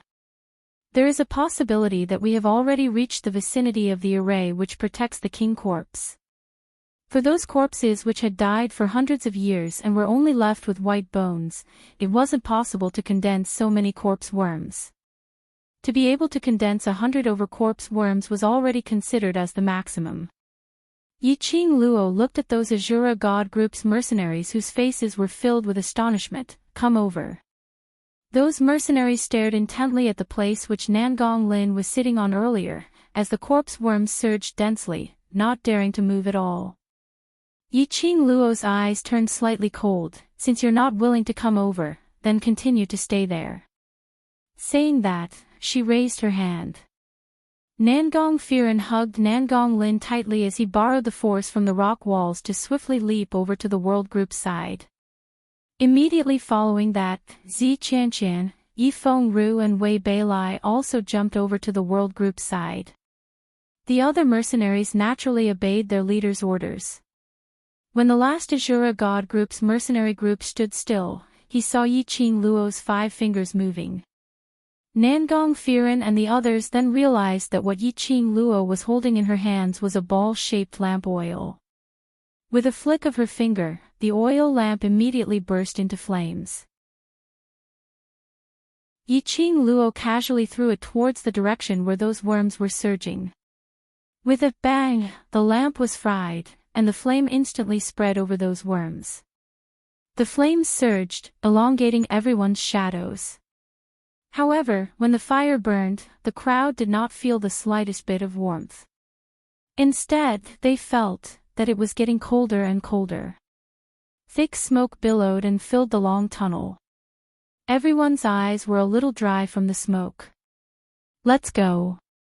Yiqing Luo looked at those worms which were engulfed by the flames, as her tightly knitted brows had yet to ease up. She turned around and left, and the others naturally followed suit. Long Yunzhan walked beside Yiqing Luo, and when he saw Yiqing Luo's frowning expression, he bent down slightly as he inquired softly, "What's the matter?" Yiqing Luo went silent for a moment, as she transmitted her voice through the mercenary group badge. Somehow I feel that, after we entered the tomb today, everything that happened is very strange. Somehow I feel something is not right. Chapter 821. 5 coffins, as black as ink, without any other colors. The most attractive thing was the extremely complicated patterns carved on the top of the coffins. Looking closely, those patterns weren't totems, but a strange array. These 5 coffins are not the real corpse king. Yiqing Luo stopped in her tracks, as her gaze swept past the 5 small paths. 5 corpse guard king, king guard tomb king. This was the 8 words mantra which was passed down from the tomb king's main tomb. In these 5 coffins, there were 5 corpse puppets.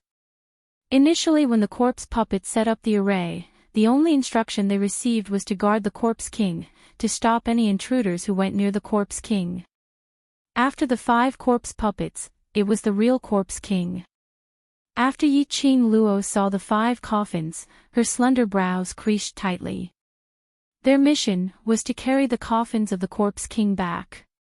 To carry the Corpse King away, it was necessary to subdue these 5 corpse puppets. Furthermore, the guard king corpse might not be obedient enough to let her carry it away. This was an especially thorny task. Even if they reached the Corpse King's array unscathed, this mission, they might not be able to complete it. Didn't you say, since we're already here, we should at least give it a try? Long Yunzhan stood by her side, as his voice was deep. Yi Qing Luo heaved a long sigh, as her long eyelashes fluttered, as she gazed at the 5 coffins in front. Yes, we're already here, there's no reason to give up just because we're not feeling well. But when he said it, his tone was unusually heavy. Not knowing why, Yi Qing Luo had an inexplicable feeling of fluster. The profound jade heart that was surging in his chest was also unceasingly emitting a kind of warning intent. Dmo Xian had only left for a day. By right, this profound jade heart which was formed by Dmo Xian, shouldn't have such a huge reaction. Lass, do you feel it? In her mind, old man Tsang's voice suddenly rang. Yi Qing Luo was slightly stunned, as her heart sunk. Old man Tsang, what's going on? There are several reasons why your profound jade heart is acting strangely. Currently, the closest reason is that your own strength has surpassed the level of the profound jade heart that Dmo Xian forged for you. As a result, this profound jade heart is unable to withstand your own strength. To put it bluntly, it also meant that Yi Qing Luo's strength was increasing day by day. This profound heart jade that Dmo Xian had formed for Yi Qing Luo was unable to withstand her strength. Especially when Yi Qing Luo was in King Ling's tomb, the sense of danger caused the energy stored within Yi Qing Luo's body to expand continuously, causing her profound jade heart to be unable to take it. Yi Qing Luo pursed her pink lips, as her fair little hand covered her own heart, feeling the incessant impact of the scorching heat. After a while, she said bitterly, what else? Also. Old man Tsang's voice paused and he sighed. In your heart, don't you already have an answer? Yi Qing Luo's face turned slightly pale as she lowered her eyelids. Indeed, she already had an answer in her heart. He just didn't want to admit this answer. But hearing old man Tsang's tone, it also meant that her thoughts were not wrong. There was another possibility, that something had happened to the mother profound jade heart which had formed this son profound jade heart. This thought flashed past her mind, but was directly rejected by Yi Qing Luo. Who was Dmo Xian? The overlord who was invincible in this world. How could something possibly happen? Yi Qing Luo's slender fingers slightly curled up. While her thoughts were in a trance, there was a small conflict over at the Azura group's side. Nangong Lin was making a fuss about wanting to go home.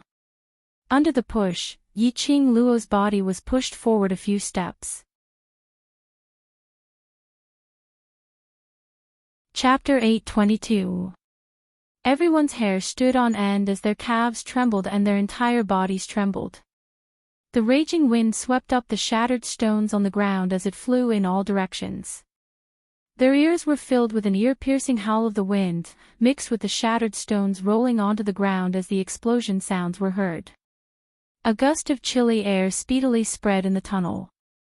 Bam, bam bam bam, a series of collisions were heard and the 5 black coffin lids which were placed quietly on the 5 small paths all bounced open at the same time. 5 black coffin lids crossed each other in mid-air and after drawing a few cold arcs, it directly leaned against the side of the coffins. Following that, 5 corpse puppets bounced out from the 5 open coffins. 5 corpse puppets stood stiffly at the front of the coffins, as though they were wooden puppets which were hung in mid-air, without any signs of life. They were dressed in black loose robes and their entire heads were shrouded in the black robes so their faces couldn't be seen. Corpse puppets. Corpse puppets. 5 high-leveled corpse puppets. Ghost. Ghost. We're dead meat. 5 high-leveled corpse puppets have been awakened. The Death God mercenary group's mercenaries all shrunk backwards as no one was willing to stand at the forefront. And when they saw Yi Qing Luo standing on that small path, they couldn't help but burst out curses. The world group. Are you trying to get us killed? You obviously know the terror of the 5 corpses and still want to alarm them. These mercenaries, because Yi Qing Luo had struck their pride several times, putting on a high and mighty look, they had long been dissatisfied with Yi Qing Luo. Now that they saw Yi Qing Luo alarmed the 5 high-leveled corpse puppets, their belly full of terror and terror exploded at this instance. The world group's vice group leader, what's the matter with you? Once the 5 corpses are alarmed, they will kill all the intruders before they stop. Do you want us to die with you? One person opened his mouth and one after another people started to open their mouths. But when Yi Qing Luo turned her eyes sideways and stared coldly at them, everyone's voices seemed to be stuck in their throats, not able to say a single word. Her ravishing look seemed to be covered with a layer of frost.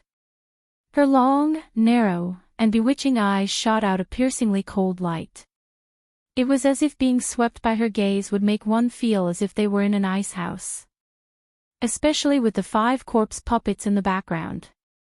This killing gaze swept over and successfully silenced the clamoring mercenaries. Yi Qing Luo stood on that small path, not moving at all. After making those people shut up, she turned around and stared indifferently at the 5 corpse puppets standing upright in the coffins. Her tone was calm and no one could tell what she was feeling. The deal between the Killing God group and me is to assist the World group to complete the Mercenary Association's mission. After the members of the Azura group heard this, they were so nervous that they had difficulty breathing. His throat felt like it was being choked by something, and it was extremely uncomfortable. Complete the Mercenary Union's mission. Bring back the coffin of the Guardian Zombie King. How could this be possible? Don't joke around. Nangong Lin shivered in Nangong Firen's arms. Corpse puppets. Those are corpse puppets. Don't tell me you want to defeat these corpse puppets? Towards the terror of the corpse puppets, she more or less understood from the mutterings of the Azura group's mercenaries. It was undoubtedly like striking a rock with an egg. No matter if we want to or not, we have no way out now. Yi Qing Luo's expression was calm as she calmly opened her mouth. The corpse puppets were alarmed, which indicated that the corpse puppet array had been activated. If there was still a trace of living aura in the tomb, these corpse puppets would not return to their coffins to sleep again. Chapter 823. I want to go home. Brother, I want to go home. She's a lunatic. Nangong Lin's chest was in pain as she bit her lower lip tightly. She was so scared that her tears kept flowing out. Nangong Firen frowned as she exchanged glances with the other vice group leaders. She could see the helplessness in each other's eyes. Just as what Yi Qing Luo said. No matter whether they wanted to defeat these 5 corpse puppets, they had no other way out. Once the corpse puppets were alarmed, none of them would be able to escape. Only by giving it their all would they have a chance to survive. If it wasn't for her overestimating herself, we wouldn't have ended up in such a state. Zi Qianqian's beautiful face surfaced a trace of sullen anger. She really thinks that she's so powerful, putting on a look of a senior to lecture us. In the end, it's because they don't have the ability to make sufficient preparations before taking on the mission. Those who have the ability, no matter where they go, will not be a problem. Qianqian. Nangong Firen shook her head at Zi Qianqian. Am I wrong? Zi Qianqian gave a cold harumph. If she really has the ability, she wouldn't have used her second brother's life to threaten us. Nangong Firen's brows were tightly knitted into a bundle. Zi Qianqian's words weren't without reason. But Nangong Firen still felt that the World Group's cautious attitude was indeed what their Azura group lacked. Looking at Zi Qianqian's fairy-like face, which was obviously filled with disgust and arrogance, Nangong Firen could still see the jealousy towards Yiqing Luo in the depths of her eyes. Jealousy, yes. How could she not be jealous? All along, Zi Qianqian was hailed as the genius among the geniuses. She had an enviable profound jade heart and her cultivation speed was extraordinary. No matter if it was beauty, ability, or intellect. Zi Qianqian was forever high up and was hailed as Fairy Qianqian. Yiqing Luo's appearance was enough to make Zi Qianqian feel a sense of crisis. But now, Nangong Firen had no intention to delve into this issue with Zi Qianqian at this juncture. She only replied calmly, "Let's talk about this after we leave the tomb." Yiqing Luo stood stiffly on the spot as she squinted her eyes at the 5 corpse puppets. Her mind was searching for ways to deal with the corpse puppets. She could not move. The 5 corpse formation had already been activated. Now, as long as she took a slight step forward, the 5 corpse puppets would definitely jump up at the same time. Once they left the coffins, this fierce battle would begin. "Little girl," an old voice sounded extremely clear and spacious in this silent tunnel. Among the world group, an old man dressed in a white brocade robe and dressed like a nouveau riche slowly climbed down from the back of a mercenary from the world group. As if he had just woken up, he stroked his messy white hair and yawned. "Not bad, little girl. You've reached the bottom of the tomb so quickly. Not bad, not bad. You're much faster than I expected." The appearance of the old man caused the gazes of the 100 or so mercenaries to focus on him. "The world group, are you guys crazy?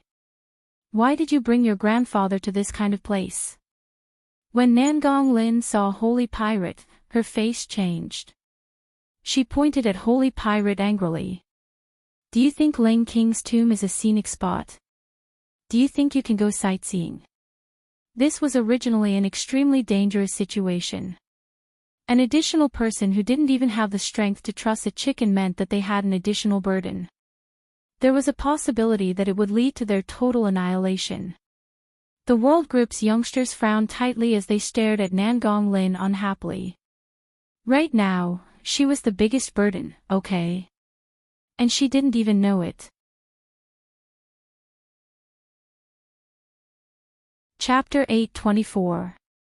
Yiqing Luo's slender brows creased slightly as her charming eyes were like frost as she cried out sharply, "Shut up. Now is not the time to quarrel, gather your spirits and get into formation to defend." The world group's mercenaries retracted the thoughts in their eyes as they speedily got into formation, listening to Yiqing Luo's instructions. Nangong Firen grabbed Nangong Lin's arm as he pushed her into Yifeng Ru's arms and immediately gave a stern command, "God-slaying mercenary group fully cooperate with the world mercenary group." That command was given, and although those mercenaries were dissatisfied, but they didn't show it out. As a mercenary, the most important condition was to obey all instructions. The 2 groups of people were already in position to prepare for battle.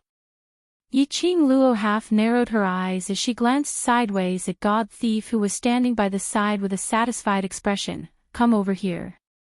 God Thief was still stretching his waist when he heard Yiqing Luo's words, and in a blink of an eye, he had already appeared in front of her. Towards this kind of gloomy place, God Thief was already used to it. Not to mention that he had been imprisoned in the underground prison for 10 years, living in darkness, gloomy days. Even if he hadn't gone to Death God Castle, before he was imprisoned, he had been to places like tombs quite a number of times. The current God Thief walked towards Yiqing Luo with a calm expression. Standing by the side of the 5 small paths, God Thief dug his ears. "Young lady, you need my help so soon. What weaknesses does the corpse puppet have?" Yiqing Luo rolled her eyes at him. She wasn't in the mood to joke around with him. God Thief scratched the back of his head as his face was still sloppy with an indifferent expression. But when he opened his mouth, he was extremely serious. These 5 corpse puppets were created by the combined efforts of the 4 sect masters 1,000 years ago. During the process of creation, they absorbed the heaven and earth's yin qi and the graveyard's grievance to form them, so they belonged to the high-grade corpse puppets. Yiqing Luo was very clear about this point as she nodded her head and didn't say a word. After 1,000 years, these corpse puppets are only left with a set of skeletons. If they want to regain their human form, they will need to absorb living creatures, and after they merge with the living creatures, they will be able to take on the appearance of the merged living creatures. Because of this, the minute these corpse puppets moved, they would try their best to snatch the living creatures to merge with them. The corpse puppets have weaknesses, but the high-grade corpse puppets refined by the 4 great sect masters have no weaknesses. Holy Pirate stroked his white beard and gently sighed. He shook his head and said, normal corpse puppets, if they do not absorb yin energy or spirits, cannot use the body of a corpse puppet to continue living. To deal with normal corpse puppets, we just need to stop them from absorbing yin energy or spirits. But these 5 high-level corpse puppets have already guarded the tomb of the Ling King for 1,000 years. In addition to the endless stream of profound practitioners, grave robbers, and the other profound practitioners who have been sending over the past 1,000 years, they have long since nourished them to the point where, even after another 1,000 years, they will still be able to continue living. Holy Pirate's voice was not loud, but it traveled clearly into everyone's ears in the silent grave. Nangong Firen's expression darkened. Zi Qianqian and Wei Beilai had already transmitted their voices through the mercenary group's badges, thinking about retreating quickly. However, this thought had just left his mouth. Yi Fingru, who had been holding Nangong Lin's waist, suddenly turned pale. His body twitched, and he collapsed. His back was against the rock wall behind him, as his 5 fingers clasped in the direction of his heart. That intense pain which started to expand after his heart was pricked by needles attacked him once again. 2 hours had passed. The poison in Yi Fingru's body acted up again in an instant. Ru!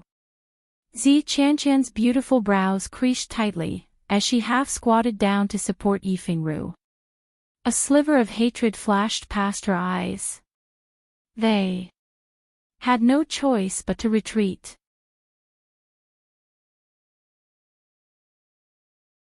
Chapter 825.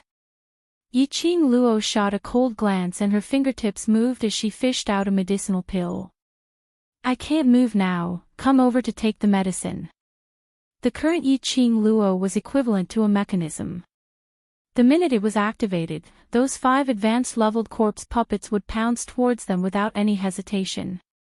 Zi Qianqian was about to head over, but Yi Fengru held her hand tightly as his expression was filled with pain as he couldn't help but moan in pain.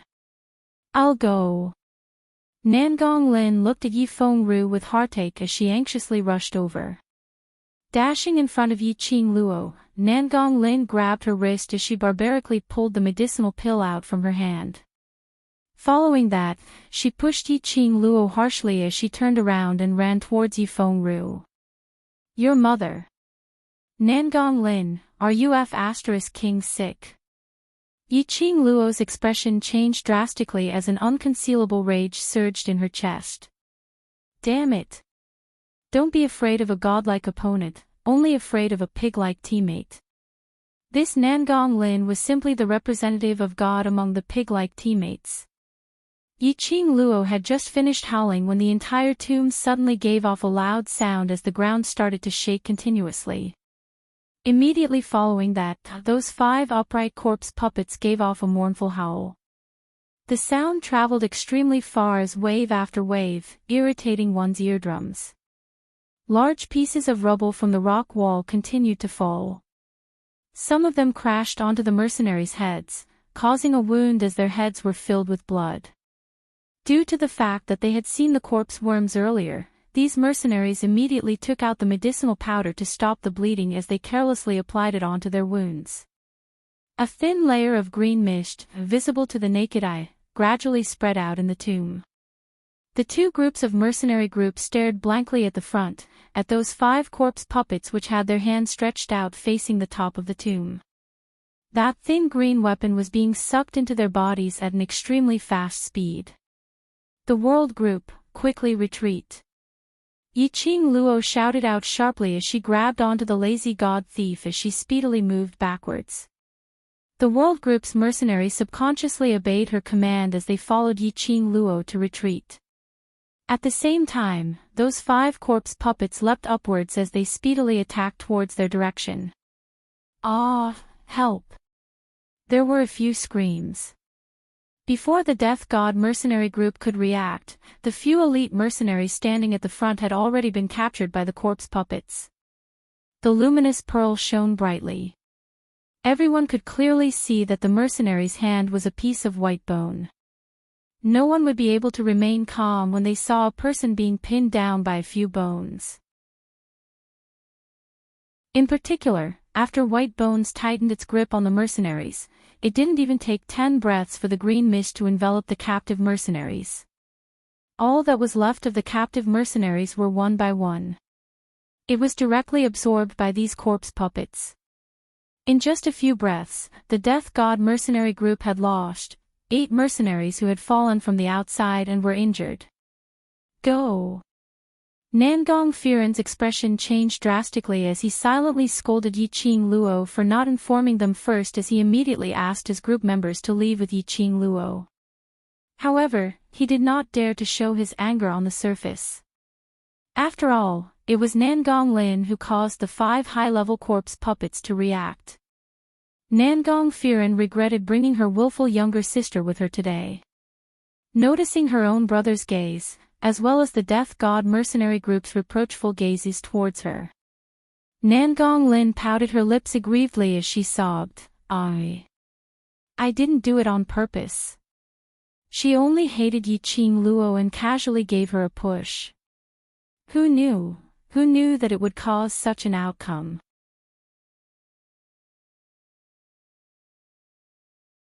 Chapter 826. Big Brother. No. Nangong Lin's expression changed drastically. Her face was filled with grievance and shock. If her father found out about her performance in the tomb, her days in the future would definitely not be so peaceful. However, looking at Nangong Firen's determined expression, Nangong Lin could only swallow her words. In his heart, he hated Yiqing Luo even more. If it wasn't for Yiqing Luo, the Death God mercenary group wouldn't have reached the bottom of the tomb. The mercenaries that her brother had spent so much effort to train wouldn't die either. She would not be blamed by her brother. He would not let his father know about this. It was obvious that Nangong Lin had forgotten about it. Everything that had happened in King Ling's tomb was because Yi Feng-ru wanted to snatch the profound phoenix ring, hence he had provoked Yiqing Luo first. Yiqing Luo and the others fled extremely swiftly, and not too long later, they had already reached the place where they had set fire to those worms. Behind him, the miserable cries of the god-slaying mercenary group could be heard. Yiqing Luo didn't turn back, and neither did anyone in the world group. The fire in front of him didn't go out just because the insect carcass was burned to death. Instead, it continued to burn, and the flames rose higher and higher, as if it was going to burn the entire tomb. Nangong Firen saw the flickering flames from afar. Zi Qianqian's beautiful face was covered with anger. What a good fire! There was a raging inferno in front and a corpse puppet behind. We will all die here today. This fire was started by Yiqing Luo. Zi Qianqian naturally vented his anger on Yiqing Luo. Yiqing Luo couldn't be bothered, but Kitty Li, who had been following beside Yiqing Luo, couldn't take it. Kitty Li turned her head and made a funny face at Zi Qianqian. If it wasn't for this fire, you would have been swallowed by the corpse worms just now. Would you even have the chance to talk here? You! Zi Qianqian gritted his teeth as a trace of anger flashed through his eyes. Kitty Li snorted and shook her head, ignoring Zi Qianqian. The corpse puppet behind him was extremely fast. In the blink of an eye, it had already caught up. Wherever it passed, the rock walls and gravel cracked. If their legs were any slower, they would be completely absorbed by the corpse puppets. The feather fan in Yiqing Luo's hand shook and shot out a strand of silver thread, directly piercing into the crevice of the rock wall. She tugged, and after confirming her strength, she leaped. The thin silver threads reflected a cold glint. Following Yiqing Luo's strength, the silver wire continued to sway, and the place where the silver wire was fixed gave out a creaking sound of crushed stones. Yiqing Luo borrowed the strength from the surrounding rock walls and the silver wires to swiftly pass through the burning flames. Soon after, a few silver threads pierced into the rock wall one by one. The youngsters in the mercenary group didn't say a word as they followed behind Yiqing Luo speedily past the flames. The world group. You guys. Wei Beilai immediately panicked. He quickly walked forward, wanting to snatch a silver wire. But before he could step forward, he was pushed aside by the world group's youngsters.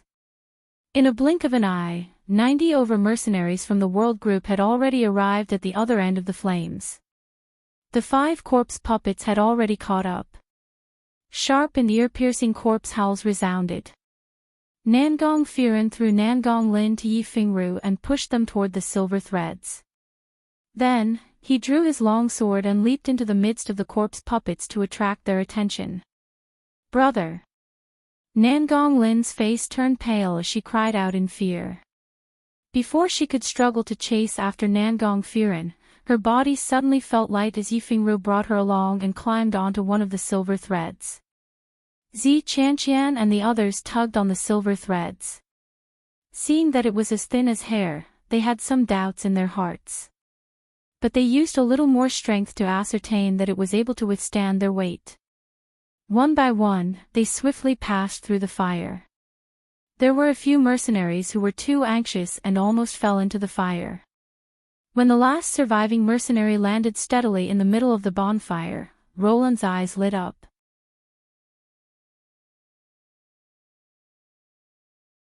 Chapter 827. Nangong Firen's profound rank was above the earth profound rank. In the Nirvana realm, he could be considered a high-level profound practitioner at his age. However, he was completely powerless against the 5 corpse puppets with just this bit of ability. The only reason he could hold on for such a long time was because of the long sword in his hand. The long sword should be a weapon above the supreme level and had been stained with the aura of talismans. When the sword swept past the corpse puppets, they would subconsciously avoid the longsword's attack. When the longsword slashed the black robe of one of the corpse puppets, the black robe immediately emitted a puff of green smoke, revealing half of the white bone under the black robe. However, even with the protection of the long sword, it was hard for him to avoid being injured by the 5 corpse puppets by himself when fighting them alone.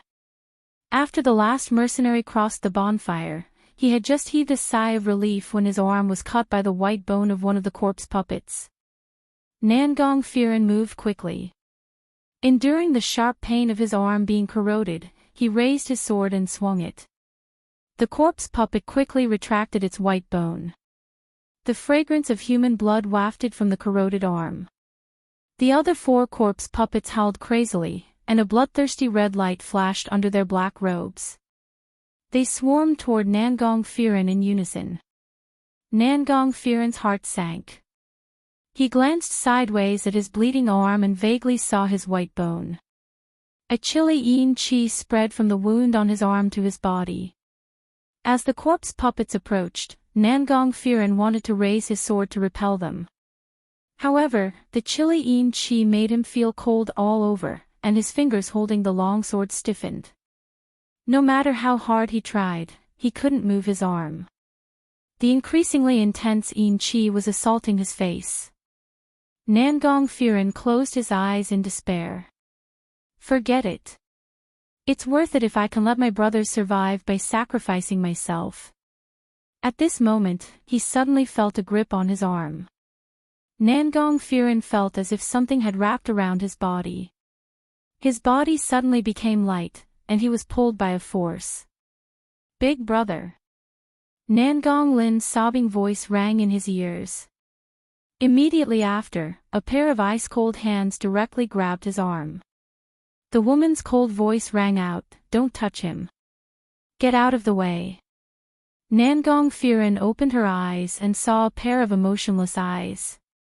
Those eyes were pitch black and bright, like the resplendent stars in the sky. The corners of his eyes were long and narrow, revealing an extremely enchanting and evil charm. As it spun, it gave off a dazzling flowing light. The streak of light shot into Nangong Firen's heart. For some unknown reason, his heart was beating rapidly uncontrollably. Even his breathing became stagnant. "Don't you dare touch my brother. You wicked woman. You could have used these silver threads to pull my brother over, but you had to wait until he was injured and on the verge of death before bringing him over.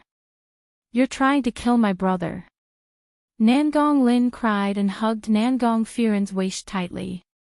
Her tearful eyes stared at the corroded wound on his arm with fear, and her tears fell even harder.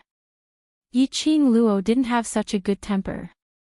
At this juncture, she still allowed her to throw a little tantrum.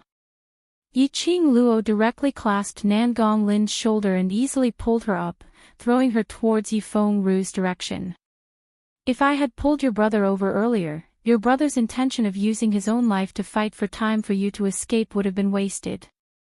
Yi Qing Luo's tone was icy cold, as her ridiculing gaze swept past the Azura god group's mercenaries who were standing by the side with lingering fear, as her lips curled into a cold arc.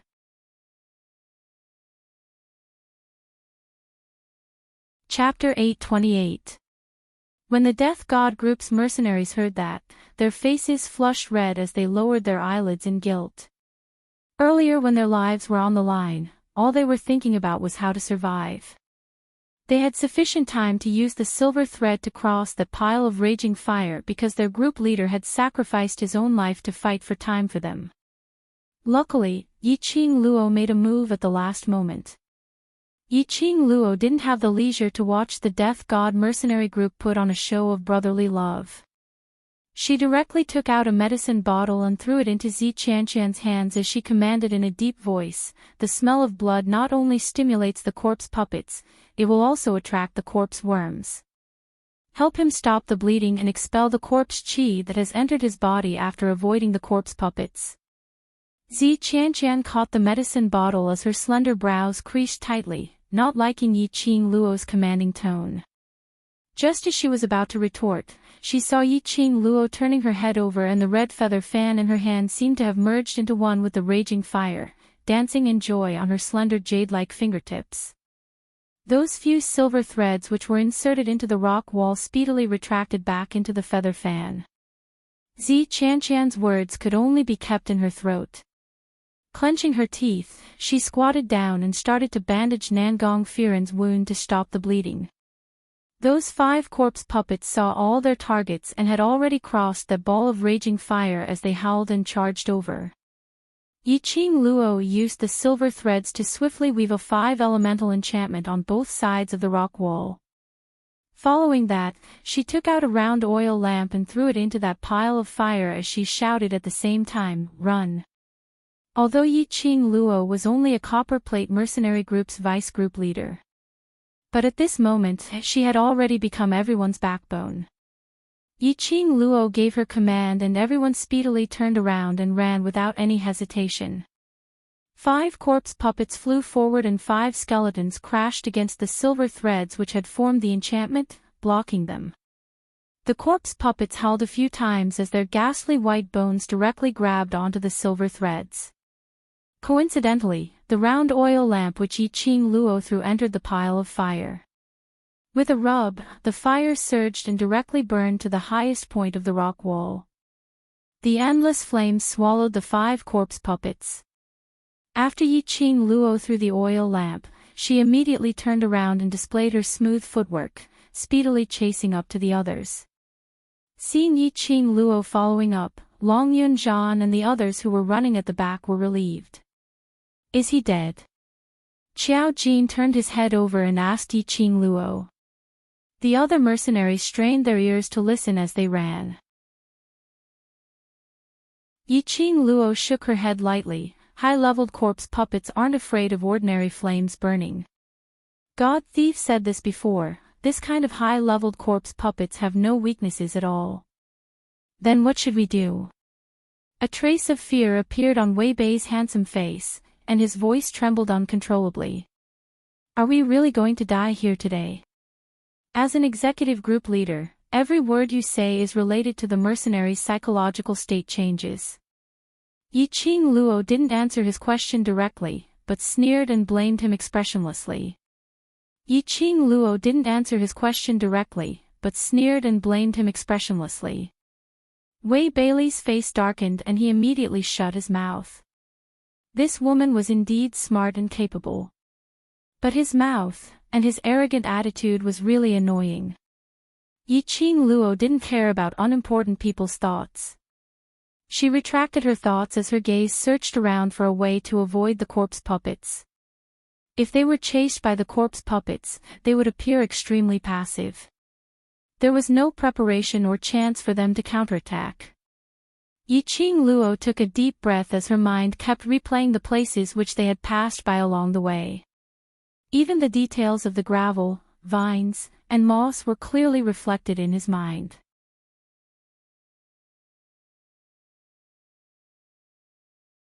Chapter 829. The place which Yiqing Luo had chosen was exactly that stone wall which had Duke Ling's totem. The head of King Ling on the stone wall was the mechanism of the stone wall. As long as he grasped this, he would have enough time to expel the corpse qi from Nangong Firen's body. The group sprinted all the way, and before long, they arrived at the stone wall. Yiqing Luo asked the mercenaries to return to the middle layer of King Ling's tomb, and when she turned her head to take a look, she didn't see any corpse puppets chasing after them. She let out a sigh of relief. High-level corpse puppets were not afraid of fire. However, the corpse puppets were still affected. At the very least, the 5 corpse puppets would not be able to break free from the burning flames for a while. Yiqing Luo was the last to cross over the stone wall, as she speedily pressed on the stone wall. Another deafening rumbling sound rang out, and the stone door that had been opened slowly closed. Everyone breathed a sigh of relief and leaned against the wall, gasping for breath. At this moment, he couldn't care less about the slippery vines and the moss that made his hair stand on end. Zi Qianqian helped Nangong Firen to sit against the rock wall. Yiqing Luo didn't waste any time as she walked straight to Nangong Firen's side and squatted down as she pulled up his arm which had been corroded by the corpse puppet. It felt extremely cold to the touch. The slightest touch was like touching ice. It was bone-chilling. Yiqing Luo's expression turned grave as she carefully sized up Nangong Firen's face. Nangong Firen closed her eyes tightly. A thin layer of cold air seeped out of her forehead, and her eyelashes were covered with a layer of white frost. The corners of his eyes were already covered with a patch of greenish-black. The situation was more serious than he had imagined. Lass, you have to expel the corpse qi for him as soon as possible. Old man Song's urging voice rang in his ears. If the corpse aura pervades his heart and corrodes his profound heart jade, then he'll be hopeless. Yiqing Luo took a deep breath. As for the method to expel corpse qi, she had never dabbled in it. It was just that when he was reading the information about the Ling King's tomb last night, he had also thought about the problem of corpse qi. At that time, he only asked Old Man Song about a simple method to prevent the corpse qi from entering his body, but he didn't delve too deeply into it. At this moment, she could only listen to Old Man Song's instructions. Yiqing Luo flipped her palm and the red feather fan slid into her palm. She gripped the fan handle tightly and with a flick of her finger, a sharp dagger slid out. She lifted Nangong Firen's arm and was about to cut his wound with the dagger. However, Zi Qianqian grabbed his arm. What are you doing? Let go. Yiqing Luo knitted her brows and looked at her coldly with a displeased expression. I really doubt the real strength of the gold medal mercenary group. Her tone was full of disdain and mockery. Ever since we entered the tomb of the Ling King, your death god mercenary group has caused trouble time and time again. You've dragged down our operation and become a burden on me. You. What did you say? Zi Qianqian was so angry that her beautiful face turned red. Her pair of cold eyes were filled with anger. Yiqing Luo gave a light humph. What I'm saying, you know it clearly in your hearts. If I had known that you were a bunch of trash, would never have signed that deal with you. These words were completely undisguised disdain for the god-slaying mercenary group. The World Mercenary Group's mercenaries were secretly delighted. They all gave their vice group leaders words 32 big thumbs up in their hearts. From the start to the end, the god-slaying mercenary group had always placed themselves in a high and mighty position. As though accompanying them into the bottom level of the Ling King's tomb was a condescending act. But in actual fact, the god-slaying mercenary group's performance was totally an existence of a burden. Not only did they not have any practical use, they even kept on creating trouble which caused people to die one after another.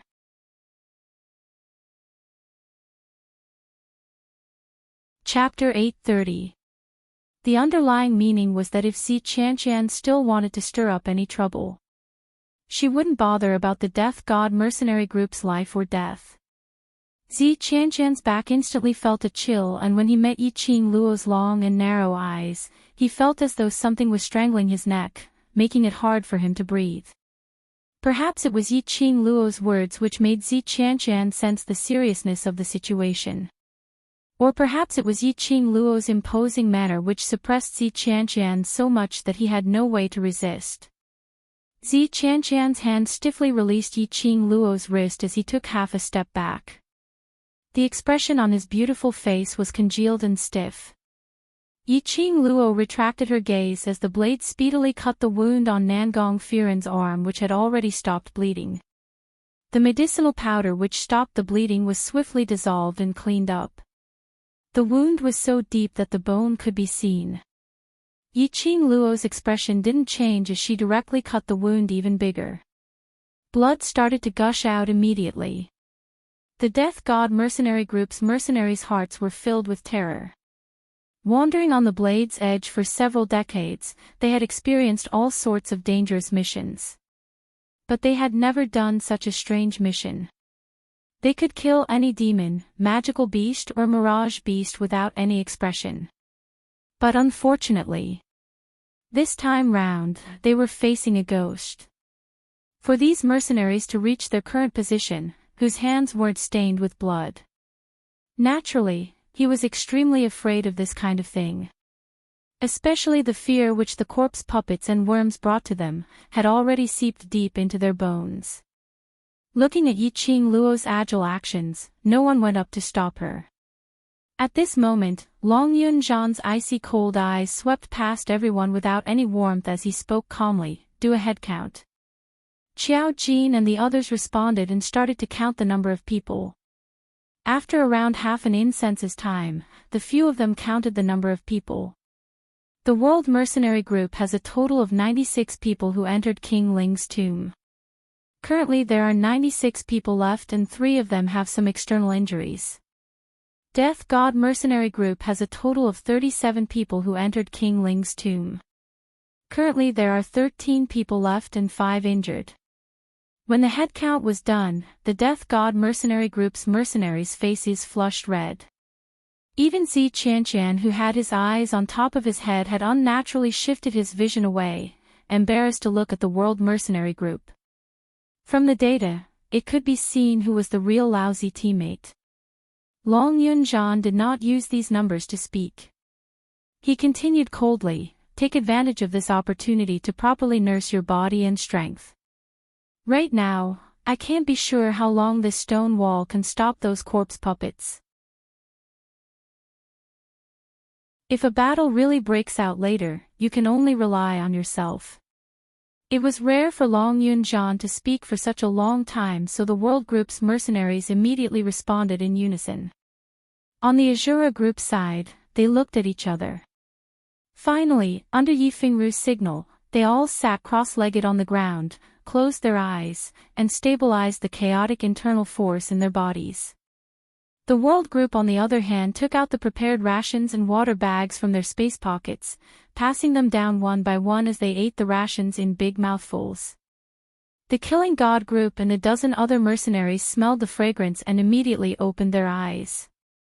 Even in this kind of atmosphere, the ordinary dry rations that they usually disdained to eat seemed especially fragrant at this moment. 10 mercenary stomachs couldn't help but let out a growl in response.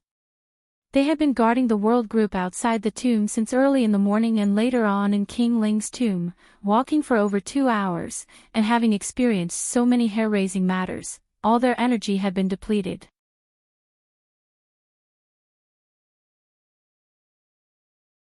Chapter 831.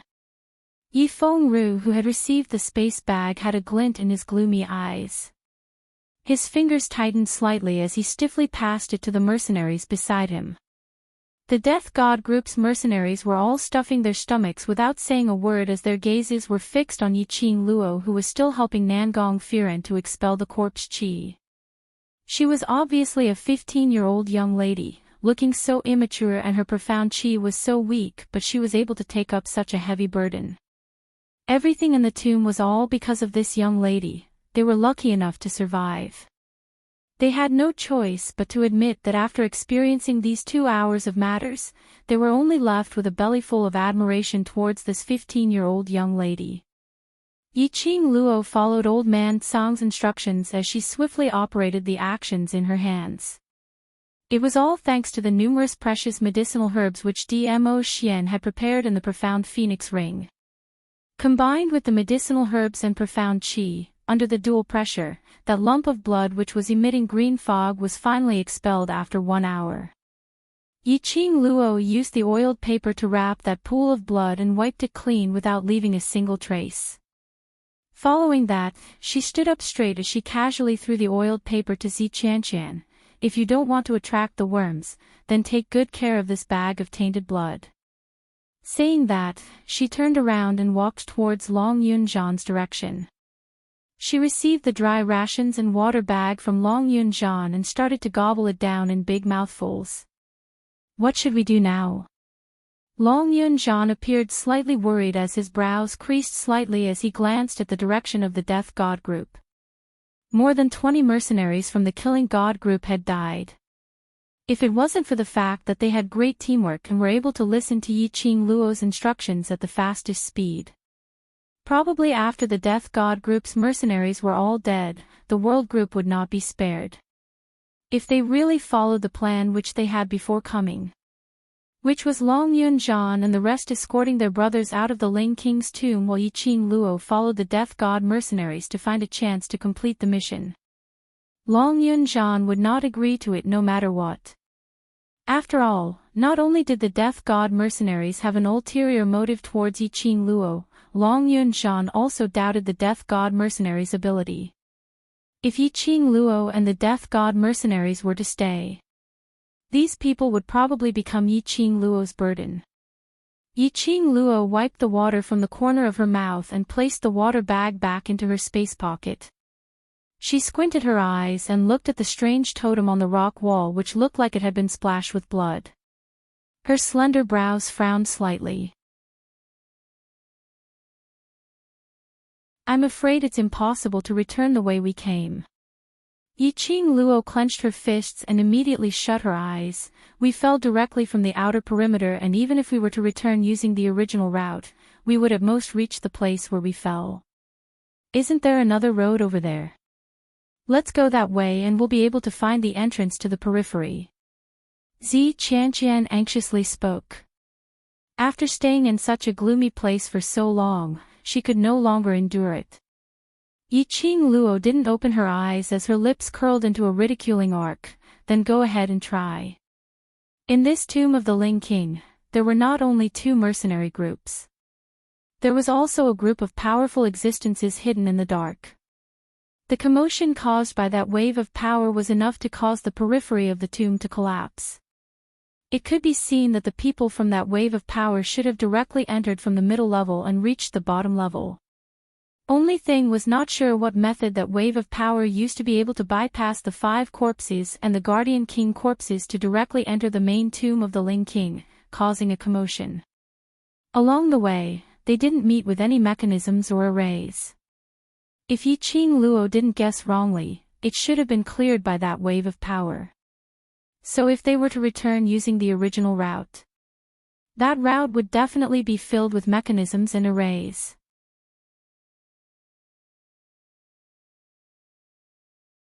Chapter 832.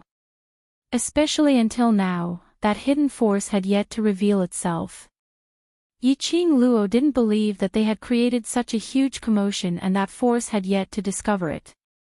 Before she could guess the motive of that hidden force, Yi Qing Luo didn't intend to act rashly. If Si Qianqian wanted to court death, she wouldn't stop him. But those with brains would know that if they chose to try their luck to find the middle-level exit alone, it was simply courting death. As expected, Si Qianqian shut his mouth. Yi Qing Luo closed her eyes, as though she was taking a nap to recover her energy. In actual fact, she was asking Old Man Tsang in her mind if there was any way to restrain the corpse puppets. God Thief couldn't explain, but it didn't mean that Old Man Tsang, who had lived for thousands of years, didn't know. 1 hour and there's no sound of the corpse puppets chasing after us. Apparently these corpse puppets are afraid of fire. Yi Qing Luo pondered and said, but ordinary fire, I'm afraid there's no way to burn these 5 high-leveled corpse puppets. Sigh. If I had let you pass the 2nd level of the Purgatory Tower earlier, you wouldn't be in such a predicament now. Old Man Tsang sighed helplessly. The 2nd level's reward can restrain the high-leveled corpse puppets? Yi Qing Luo frowned as her eyes shone brightly. But in a blink of an eye, it dimmed down. Challenging the 1st level of the Purgatory Tower would take at least 1 day's time. Those 5 corpse puppets probably wouldn't give her the time to challenge them. And being in the Ling King's tomb, she wasn't at ease to directly extract her soul consciousness to challenge the Purgatory Tower. If any accident happened and her physical body was damaged, her soul consciousness and soul would be damaged. She couldn't take this risk. Whether you can restrain them or not, it's useless to say more now. Old Man Tsang realized that he had revealed the 2nd level of Purgatory's reward and immediately changed the topic. 5 high-leveled corpse puppet strength is equivalent to 5 sky mystic overlords. Just based on your strength, to defeat the 5 corpses is as difficult as ascending to heaven. Don't keep saying it's difficult. Give me some useful advice. Yi Qing Luo wanted to roll her eyes. At this moment, couldn't Old Man Tsang be straight to the point? Old Man Tsang remained silent for a moment before he slowly said, actually, there's another way, but your profound jade heart might not be able to support it. Right now, the profound jade heart in Yi Qing Luo's heart had already shown some abnormalities.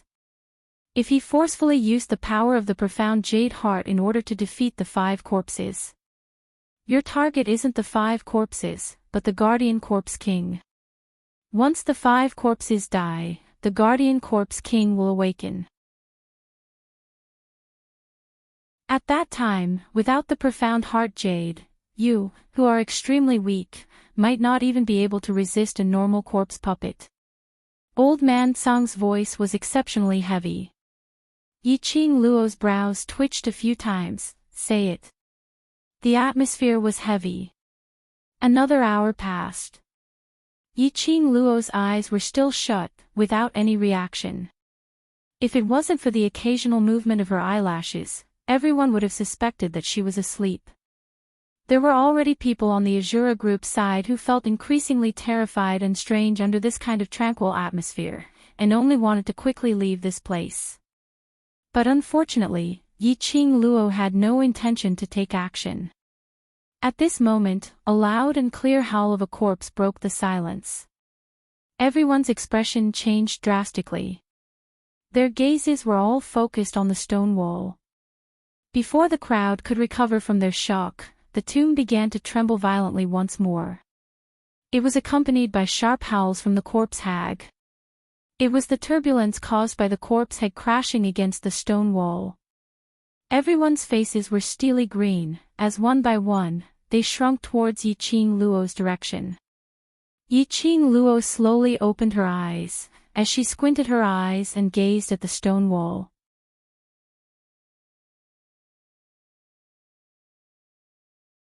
Chapter 833. Indeed, her guess was right. That blazing fire obstructed the 5 corpse puppets for close to 2 hours. The corpse puppets were refined from dried corpses 1,000 years ago. Other than the black robe, there was only a set of skeleton left. Naturally, they were afraid of being burned by the fire. If it had been an ordinary corpse puppet, that wave of raging fire would have burned it to ashes. Looked like the method that old man Tsang mentioned earlier. She might, pong, pong pong pong. The sound of the corpse puppets hitting the stone wall became increasingly violent. Every time it shook, it seemed to affect one's heart as it kept twitching. Nangong Lin was so scared that she broke out in cold sweat as her face was filled with tears. Run. Let's run. Who knows when those corpse puppets will break this stone wall open. Nangong Firen leaned against the stone wall as the back of his head touched those slippery vines, which made him feel extremely uncomfortable. Hearing Nangong Lin's whimpering, he frowned slightly as he glanced sideways at his arm which had been bandaged, and his target fell onto Yiqing Luo. After the corpse chi was expelled from his body finally regained its temperature and his body temperature gradually returned to normal. Moving his arm, there was no pain coming from the wound. Nangong Firen closed his eyes as the image of Yiqing Luo's stunning face appeared in his mind. She pursed her lips tightly as she treated his wound indifferently. He should say that Yiqing Luo was quick-witted enough to know that under such circumstances, one more person's strength meant one more chance of survival, so she specially used a medicinal powder to numb the pain on his wound. Or should he say that Yiqing Luo was heartless to those who weren't her companions? Once this medicinal powder was used, after the medicinal effect had worn off, he would suffer hundreds of times more pain than now. Seventh sister, even if this stone wall can stop the corpse puppets, but this tomb will collapse any time. We'd better think of a way to leave this place first. Yifeng Ru's voice revealed his gentleness at this moment.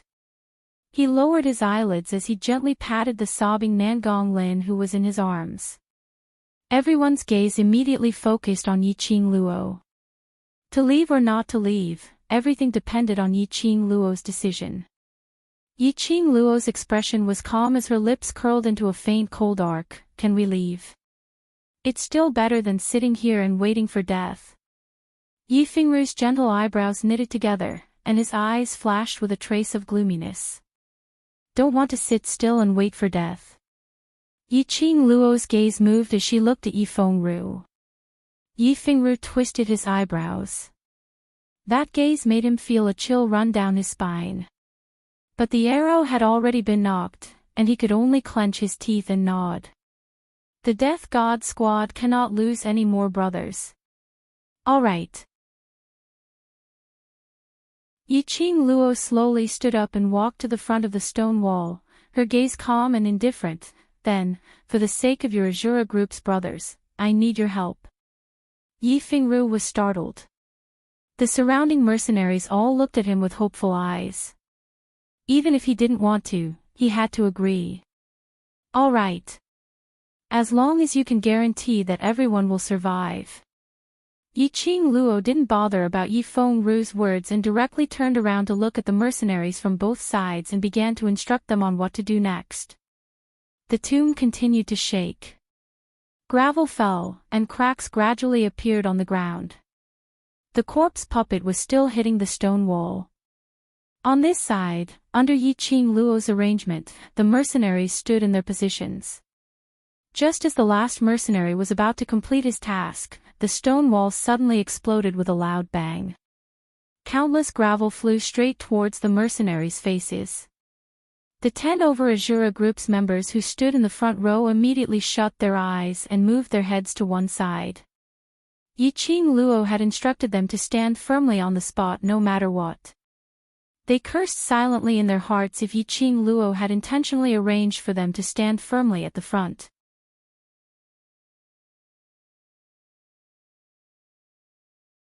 Chapter 834.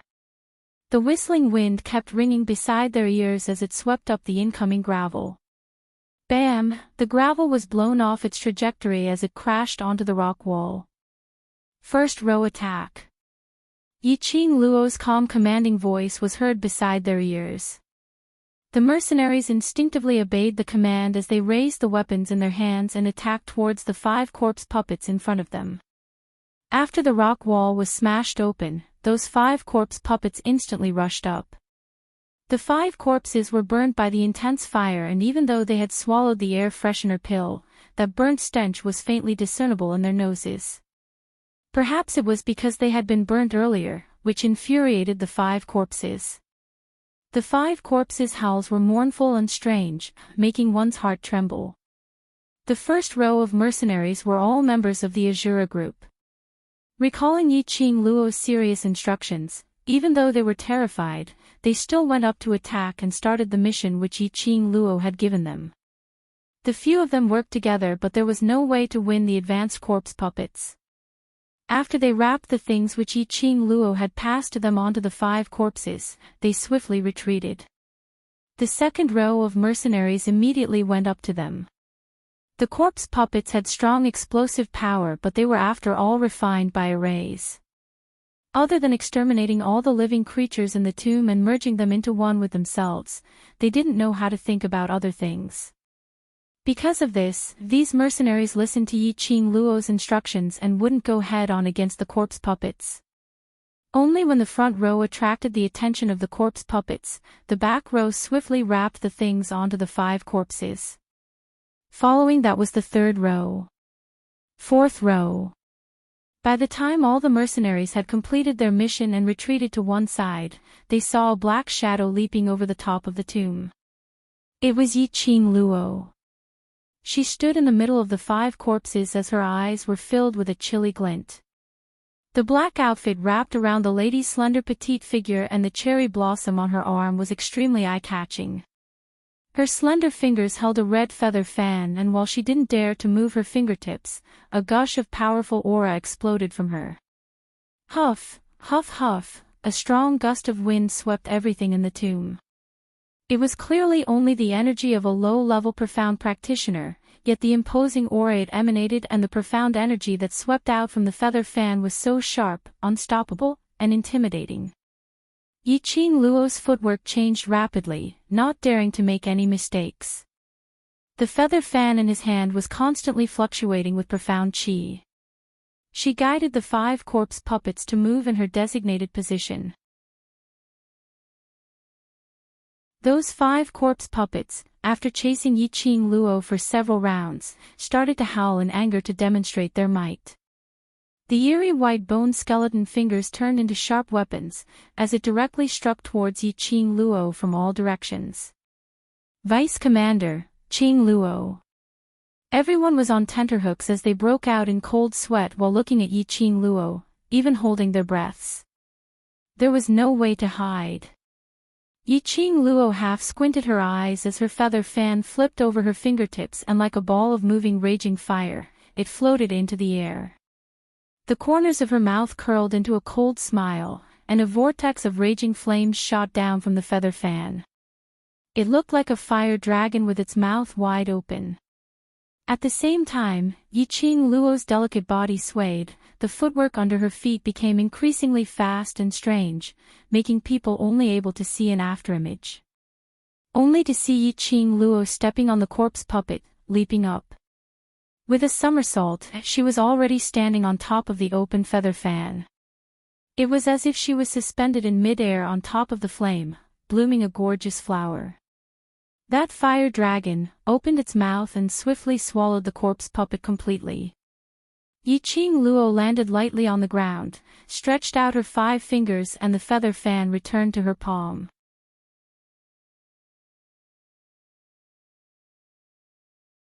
Chapter 835. That's right, stare. Those 5 corpse puppets which were shrouded in black robes all raised their heads at this moment. Under the black robes, there were pairs of faint green glows. They couldn't see their eyes or eyeballs. Only 2 balls of faint green light were embedded on those eerie white bones. It was extremely terrifying. Yiqing Luo retreated to the mercenary group's side as she turned her head towards Yifeng Ru. Second brother, release your heart flame.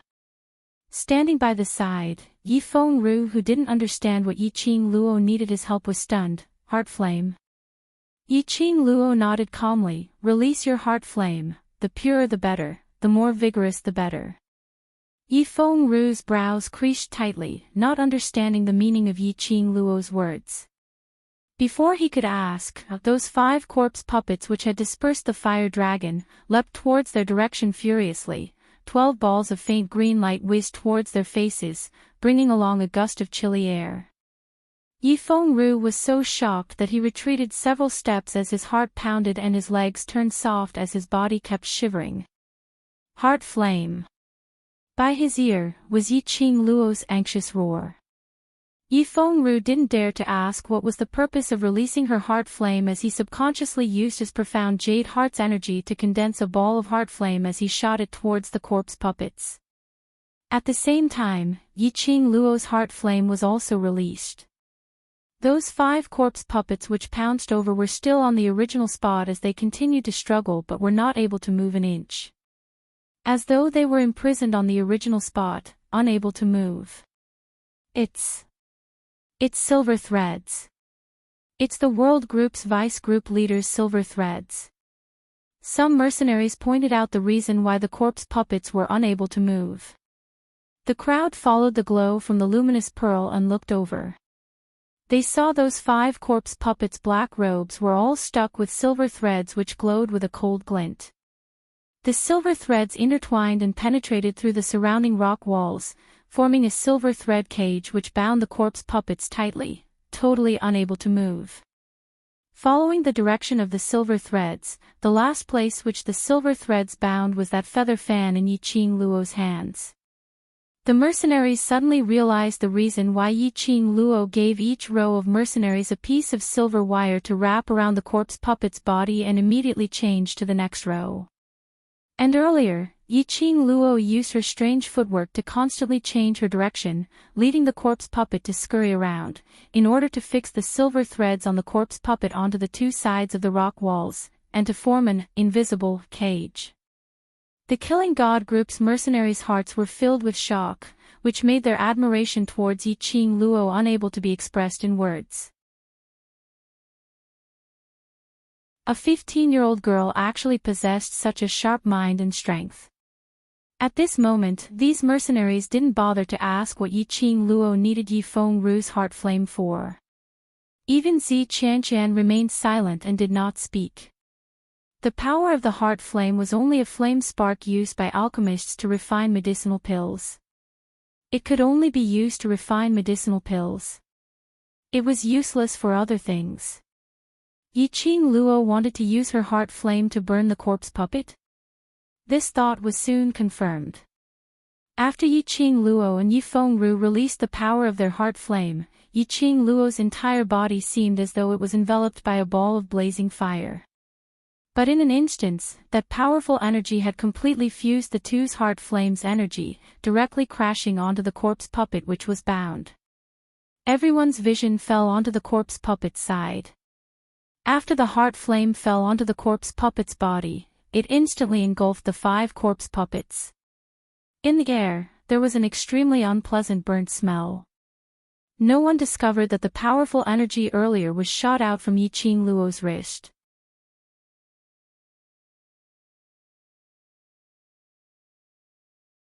Chapter 836. The corpse puppets were afraid of fire. Ordinary flames were unable to incinerate the corpse puppets. But as an alchemist, she could use the power of the heart flame condensed from the profound jade heart and borrow old man Tsang's power to force the heart flame out of her body, and then she could incinerate the corpse puppets. The heart flame was indeed used to refine pills. To other living things, it had no use at all. But To the corpse puppets, it was extremely useful. She only needed to treat the corpse puppets as pills to refine. But the current Yi Qing Luo, releasing the heart flame to incinerate the corpse puppets. The consequences were very serious. Old Man Tsang didn't recommend her to do so. But the arrow was already on the bow. Yi Qing Luo had no other choice. Her profound jade heart had already reacted. If she released the heart flame to incinerate the corpse puppets, it was very likely to cause damage to her profound jade heart. The power of the heart flame was in fact the power of the jade heart condensed from the profound jade heart. If Yi Qing Luo forcefully expended the power of the profound jade heart, once it was damaged, she was very likely to become an ordinary person who had lost her profound jade heart. In the Ling King's tomb, once she became an ordinary person, and was so weak that she had no ability to retaliate. There was no way she could survive. This was the reason why Old Man Tsang asked Yi Qing Luo to consider carefully. Because of this, she specially called Yi Fengru, who was also an alchemist. Although Yi Fengru was a dark alchemist, but his heart flame was still used to refine pills. The 5 corpse puppets kept brandishing their claws, howling in pain, trying to escape the binding of the silver thread, trying to escape the burning of the heart flame. They didn't have any rationality, didn't know how to think, but, facing the feeling that was about to disappear from this world, they still had. But alas, no matter how their sharp bones tried to tear that cold silver thread, no matter how they tried, they were unable to move the silver thread at all. The intensity of the heart flame was getting fiercer and fiercer, with a visible glow, directly burned to the top of the rock wall. Increase the strength of the heart flame. Yi Qing Luo narrowed her eyes, looking at the struggling corpse puppets, although in pain, but not completely burned out, she gritted her teeth and berated in a stern voice. This degree of fire was probably not enough to incinerate the 5 advanced corpse puppets. Lulu, prepare to release the heart flame, the last step, all depends on you. Yi Qing Luo turned her head and looked at Bei Ming Lulu, who was already prepared. Bei Ming Lulu nodded her head vigorously. Within the azure dew bracelet, Old Man Tsang raised his voice and growled, "Girl, you're too reckless. If this goes on, before the corpse puppet is completely incinerated, my profound jade heart's energy will be depleted and I won't be able to release the power of my heart flame." The current situation didn't allow Yi Qing Luo to decide whether she was willing or not. At the very least, right now, she could still guarantee the survival of her group of brothers by forcefully consuming the power of the profound jade heart. Otherwise, when the power of the heart fire could no longer be released, all of them would be fused by the enraged corpse puppet. Yi Fengru's forehead was already dripping with cold sweat. Hearing Yi Qing Luo's words, he almost couldn't catch his breath. If this goes on, our profound jade heart will exhaust its energy. After the power of the profound jade heart was exhausted, it would take at least 3 to 5 days to recover. Yi Qing Luo dared to use such a risky method. Didn't you say that for the sake of our brother's survival, you would do anything? Yi Qing Luo scoffed lightly as her lips curled into a smirk of ridicule. Why, you can't even do such a small thing. At this moment, if one were to take a closer look, one would be able to tell that Yi Qing Luo's eyes were hiding a smear of strenuous effort and stubbornness. Only, when Yi Fengru heard Yi Qing Luo's ridicule, his attention had already been diverted. He secretly clenched his teeth, and could only release the power of the heart flame even more ferociously.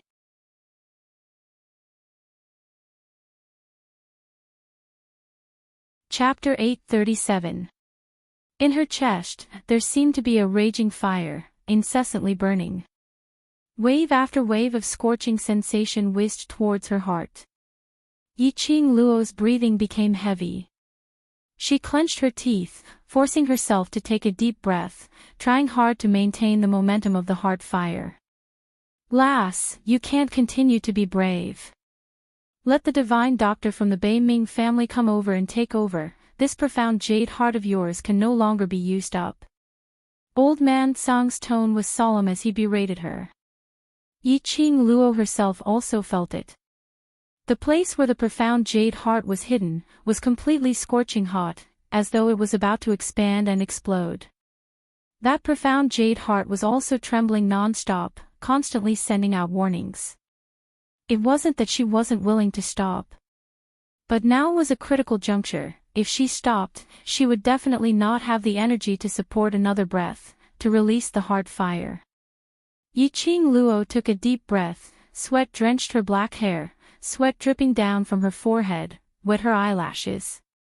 In the haze, she saw the corpse puppet that was restrained by the silver silk cage, had already lost the strength to struggle. That wide black robe, gradually turned into ashes. That ghastly white skeleton, gradually turned into ashes. She fiercely took a deep breath, once again activated the profound jade heart's energy, increasing the intensity of the fire. Lulu. She called out. Bei Ming Lulu was already prepared, immediately releasing the power of the heart fire, making the last wave of heart fire attack. After Bei Ming Lulu's heart fire merged with the other two balls of heart fire, with a whoosh, the intensity of the fire once again rushed to the top of the rock wall. SSSS, hua, a crisp shattering sound, came from Yi Qing Luo's body. When the 5 corpse puppets were burnt to ashes, Yi Qing Luo's body fell softly to the ground at the same time. The profound jade heart couldn't hold on, directly shattered in her heart. Yi Qing Luo could even clearly feel that the 2 halves of the profound jade heart gradually disappeared, without a trace of breath. Pain immediately attacked her entire body. Yi Qing Luo coughed lightly, her petite body lying on the ground, trembling slightly. Yi Fengru also went limp by the side, panting heavily, wiping off the sweat on his head. Finally, dealt with the 5 corpse puppets. Otherwise, he wouldn't be able to hold on any longer. Yi Fengru was sweating profusely, panting heavily as he turned his head to look at the girl beside him. Yi Qing Luo's condition seemed to be much more serious than his. His face was deathly pale and his forehead was covered in cold sweat. She trembled and lay on the ground powerlessly. Even her breathing was so light that it seemed like it would stop in the next second. Yi Fengru's handsome face revealed a faintly discernible expression. His eyes slowly narrowed, and a sharp glint flashed in his eyes for a moment before disappearing. Ah! Ah, Jean! Yi Qing Luo's voice was extremely weak as she slowly raised her hand, wanting to ask Long Yun Zhan to carry her away. She knew that after losing the profound heart jade, she would become an ordinary person. However, he didn't expect that he would be so weak. She couldn't even move her body. Now, even a Tom, Dick, or Harry could easily take her life. Yi Qing Luo gave a bitter smile as her lips twitched. Long Yun Zhan's heart had been hanging by a thread, as he kept an eye on Yi Qing Luo's condition. The minute he heard Yi Qing Luo calling his name, he immediately walked over. Only. The next second, Long Yun Zhan's expressionless face turned steely green and black. Yi Fengru. Long Yun Zhan's icy cold voice sharply called out Yi Fengru's name. Yi Qing Luo was in a daze, almost fainting. Suddenly her body felt heavy and she hazily opened her eyes, meeting Yi Fengru's gloomy eyes.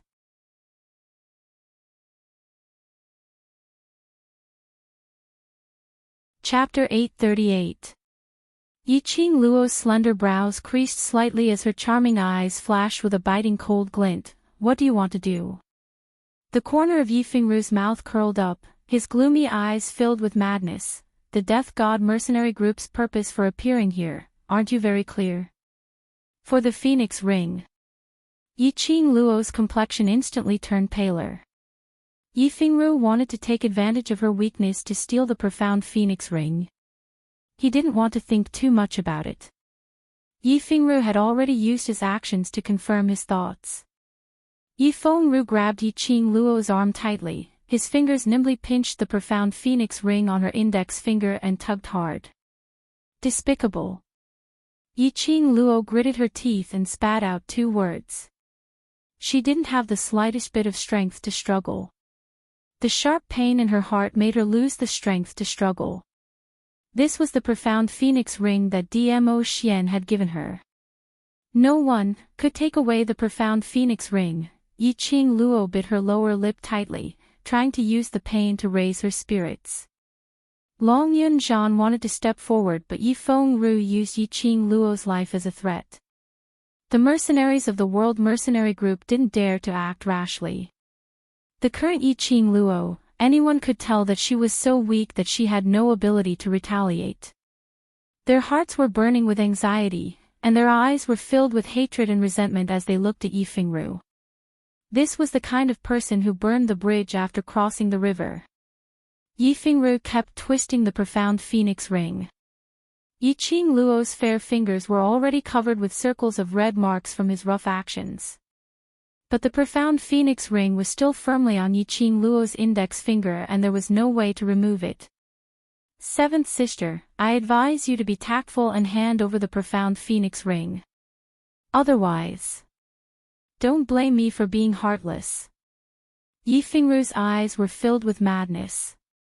This kind of expression, this kind of words filled with threat. However, his tone was still as gentle as ever. It made one's hair stand on end. The phoenix ring was a divine artifact. After a divine artifact recognized a master, no one other than the master could use it. Just like the profound phoenix ring, other than Yiqing Luo and Dmo Xian, no one else could take the ring off from her hands. Yiqing Luo no longer had the energy to speak as her misty eyes couldn't conceal the sharpness in her eyes. Yifeng Ru snorted, and a dagger appeared in his hand. Yifeng Ru, if you dare to touch a single strand of Qing Luo's hair, I will immediately exterminate your Azura group. Long Yunzhan's deep and cold voice was hurriedly heard. The corners of Yifeng Ru's mouth curled up in a crazed smile as he stared at the profound phoenix ring. As long as I can get the profound phoenix ring, so what if I kill everyone? As long as you still care about this beautiful and moving 7th sister, you won't dare to make a move against me. Yifeng Ru had grasped the world group's sentiments and loyalty very clearly. As long as they held on to Yiqing Luo, those youngsters wouldn't dare to act rashly. There's still poison on your body, and without Qing Luo's antidote, you will act up again in 2 hours' time. Qiao Jin shouted angrily, silently cursing Yifeng Ru for being despicable and shameless. Yifeng Ru's mouth twitched in disapproval. 7th sister's heart isn't hard enough after all. That pill just now was the antidote, he chuckled softly. The dagger was already close to Yiqing Luo's index finger. 7th sister, second brother will give you one last chance. If you insist on not handing over the profound phoenix ring, second brother will not go easy on you. If she couldn't take off the profound phoenix ring, then she would directly chop off Yiqing Luo's finger. She could still take the profound phoenix ring away. An icy cold touch was felt from her index finger. Yiqing Luo squinted her eyes as her lips moved coldly, spitting out 2 words at him. Pooey. A mouthful of saliva was directly spat on Yifeng Ru's face.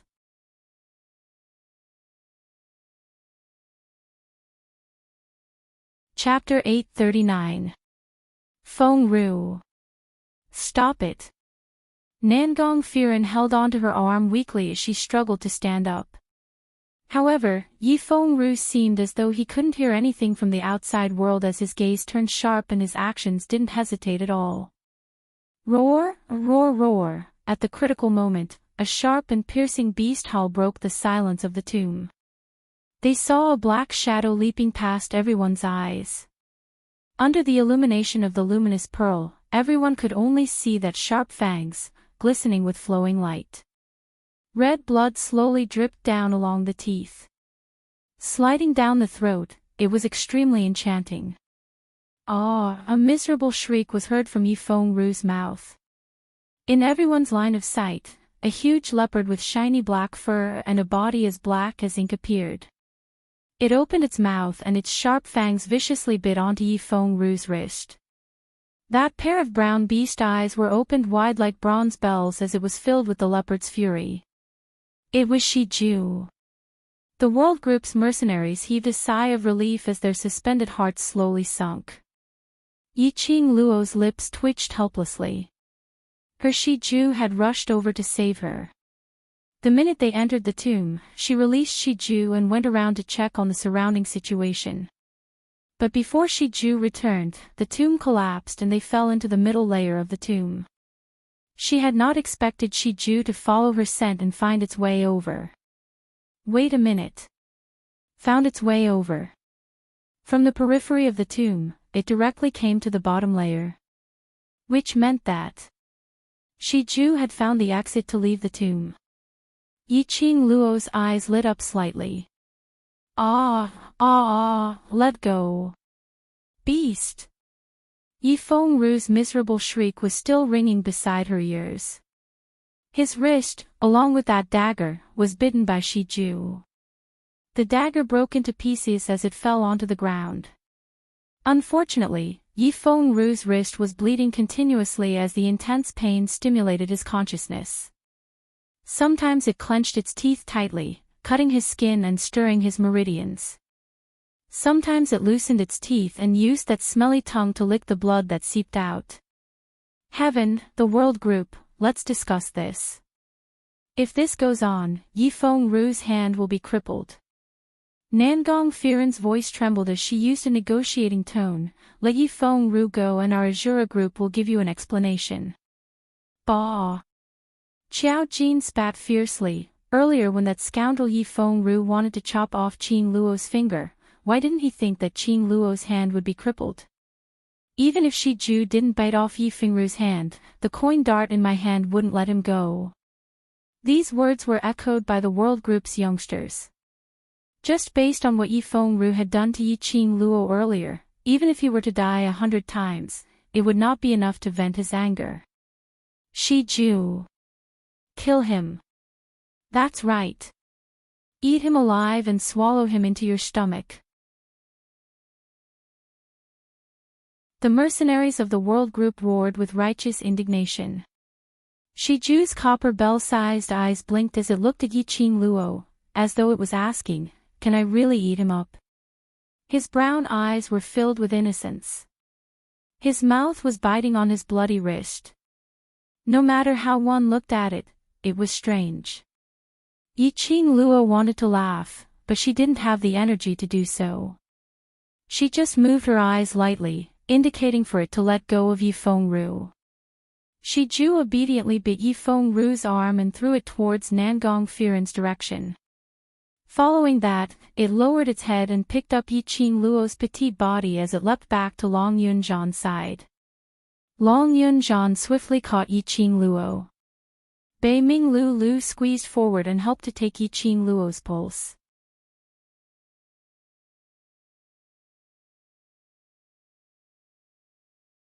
Chapter 840.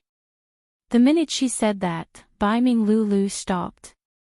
The Death God mercenary group had been eyeing Yi Qingluo covetously by the side. She couldn't say anything about Yi Qingluo's current situation. Returning to her brother's side, Yi Qingluo had already relaxed as she shut her eyes weakly and leaned into Long Yunzhan's arms. Qingluo, why are you still talking about sibling ties at this moment? Just let Shi Ju bite his hand off. Qiao Jin's eyes were filled with anger as he stared at Yi Fengru, who was being supported by Wei Beilai. Yi Qingluo's eyelashes fluttered as her breathing slowly lengthened. Her slender long fingers lightly scraped the back of Long Yunzhan's hand. Long Yunzhan instantly understood what Yi Qingluo was thinking. His face turned black as his gaze turned chilly as though it was covered with frost. His voice was chilly as though it was wrapped in ice. Death God mercenary group, if you don't want to die, stop the bleeding immediately. Nangong Firen was stunned when he heard that as his pupils grew wide as he turned his head and shouted anxiously, quickly stop the bleeding for Yi Fengru. Be careful of the corpse worms. Everyone was instantly enlightened. Why did she Ju only bite Yi Fengru's wrist and didn't bite it off or directly tear Yi Fengru into pieces? It was because of this reason. In King Ling's tomb, blood must not be seen. If Yi Fengru's wrist was bitten off, it would definitely spill a lot of blood. If it attracted the corpse worms, under the situation where there was no flame, they would be swallowed by the worms directly, leaving nothing behind. So Shi Ju only cut the skin on Yi Fengru's wrist and kept on licking his blood. Qiao Jin clenched his fists as he clenched the gold coin darts tightly. After we get out, kill Yi Fengru however you want. For now, let's spare his dog life. Long Yunzhan's expression was still indifferent, but his eyes were overflowing with a thick chilly intent, mixed with a murderous aura which was waiting to be unleashed. This is the consequence of messing around. Even if you die here, you deserve it. His cold voice was filled with anger. His pair of clear blue eyes that were as clear as lake water stared coldly at the person in his arms. He was really angry. If he wasn't angry, the usually cold Long Yunzhan would absolutely not say such sarcastic words.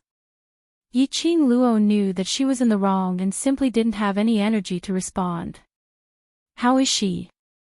Long Yunzhan's cold eyes suddenly looked at Baiming Lulu. Baiming Lulu shuddered as she coughed lightly and replied via the mercenary group badge, Qing Luo she, her profound heart jade, seems to be gone. Yi Qing Luo's pulse was in a mess, to such an extent that she couldn't detect the slightest fluctuation of profound qi. This could only prove that Yi Qing Luo had forcefully exhausted the power of her profound heart jade, causing it to overload and directly shatter within her body. This kind of thing was not unheard of. The profound heart jade was gone. Which meant that the current Yi Qing Luo was an ordinary person who didn't even have the ability to move. In this kind of strange and gloomy tomb, an ordinary person who did not even have the strength to walk was extremely dangerous. Long Yunzhan's eyes grew colder. Yi Qing Luo who was in his arms couldn't help but shudder. Long Yunzhan's eyes were covered with a layer of extreme coldness, as if it was covered with a thin layer of frost. He slowly squatted down and placed Yi Qing Luo by Shi Ju's side, nestling in between Shi Ju's soft fur. His cold voice seemed to be faintly discernible as it fell into everyone's ears. In order to save everyone, in order to let everyone survive, Qing Luo risked her own life, but what did she get in return? His pale thin lips gently pulled into a faintly discernible austere arc, raising his eyes. His azure blue eyes were fixated on Yi Fengru. Long Yunzhan slowly walked towards him. What I got in return is your Azura group burning the bridge after crossing the river, repaying kindness with ingratitude.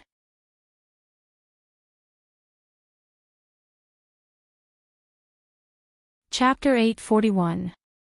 That long sword was extremely horrifying. The blade of the sword was faintly discernible with sparkling light patterns that looked like pieces of scales. The icy aura was powerful and majestic.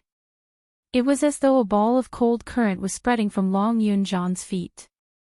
The mercenaries from the Azura group were shocked by this aura as they stared at the long sword in his hand. Their legs were already trembling uncontrollably. All of you deserve to die. Long Yunzhan's cold words came out from his thin lips. His long sword danced and swept up sword waves. Profound qi and the cold current intertwined as he slashed down. The entire tomb trembled under this powerful aura. Pieces of gravel fell one after another. The continuous tremors had already overwhelmed the tomb. The sound of gravel falling to the ground and the cracking of the ground overlapped with each other. It was obvious that the tomb was about to collapse again. Leader of the world group, I'm afraid this is a misunderstanding. Let's talk. Nangong Firen felt a chill down his spine when he met that pair of azure eyes. He felt suffocated. Nangong Firen was fearful of this young man who looked no more than 20 years old but had such an imposing aura. Long Yunzhan really wanted to kill them. There was no other emotion in Long Yunzhan's eyes. There was only a thick killing intent. Long Yunjian ignored Nangong Firen's words. The sword chi was majestic, and the sword wave that slashed down left countless cracks on the rock wall. Nangong Firen held Nangong Lin in one hand and Yifengru in the other as they fled pathetically to avoid Long Yunjian's attack. More than 10 mercenaries from the Azura group turned pale as they were overwhelmed with shock. This powerful aura was definitely not something that an ordinary Mystic Realm cultivator could release. Long Yunjian's profound rank was at least above Earth profound rank 6. Or even higher. Otherwise, a group of Earth profound realm cultivators like them wouldn't be intimidated to this extent. Fengru. Why are you so determined to snatch the profound phoenix ring? Zi Qianqian was also frightened by this frigid aura that felt like she was in an ice house. Her beautiful face was filled with displeasure.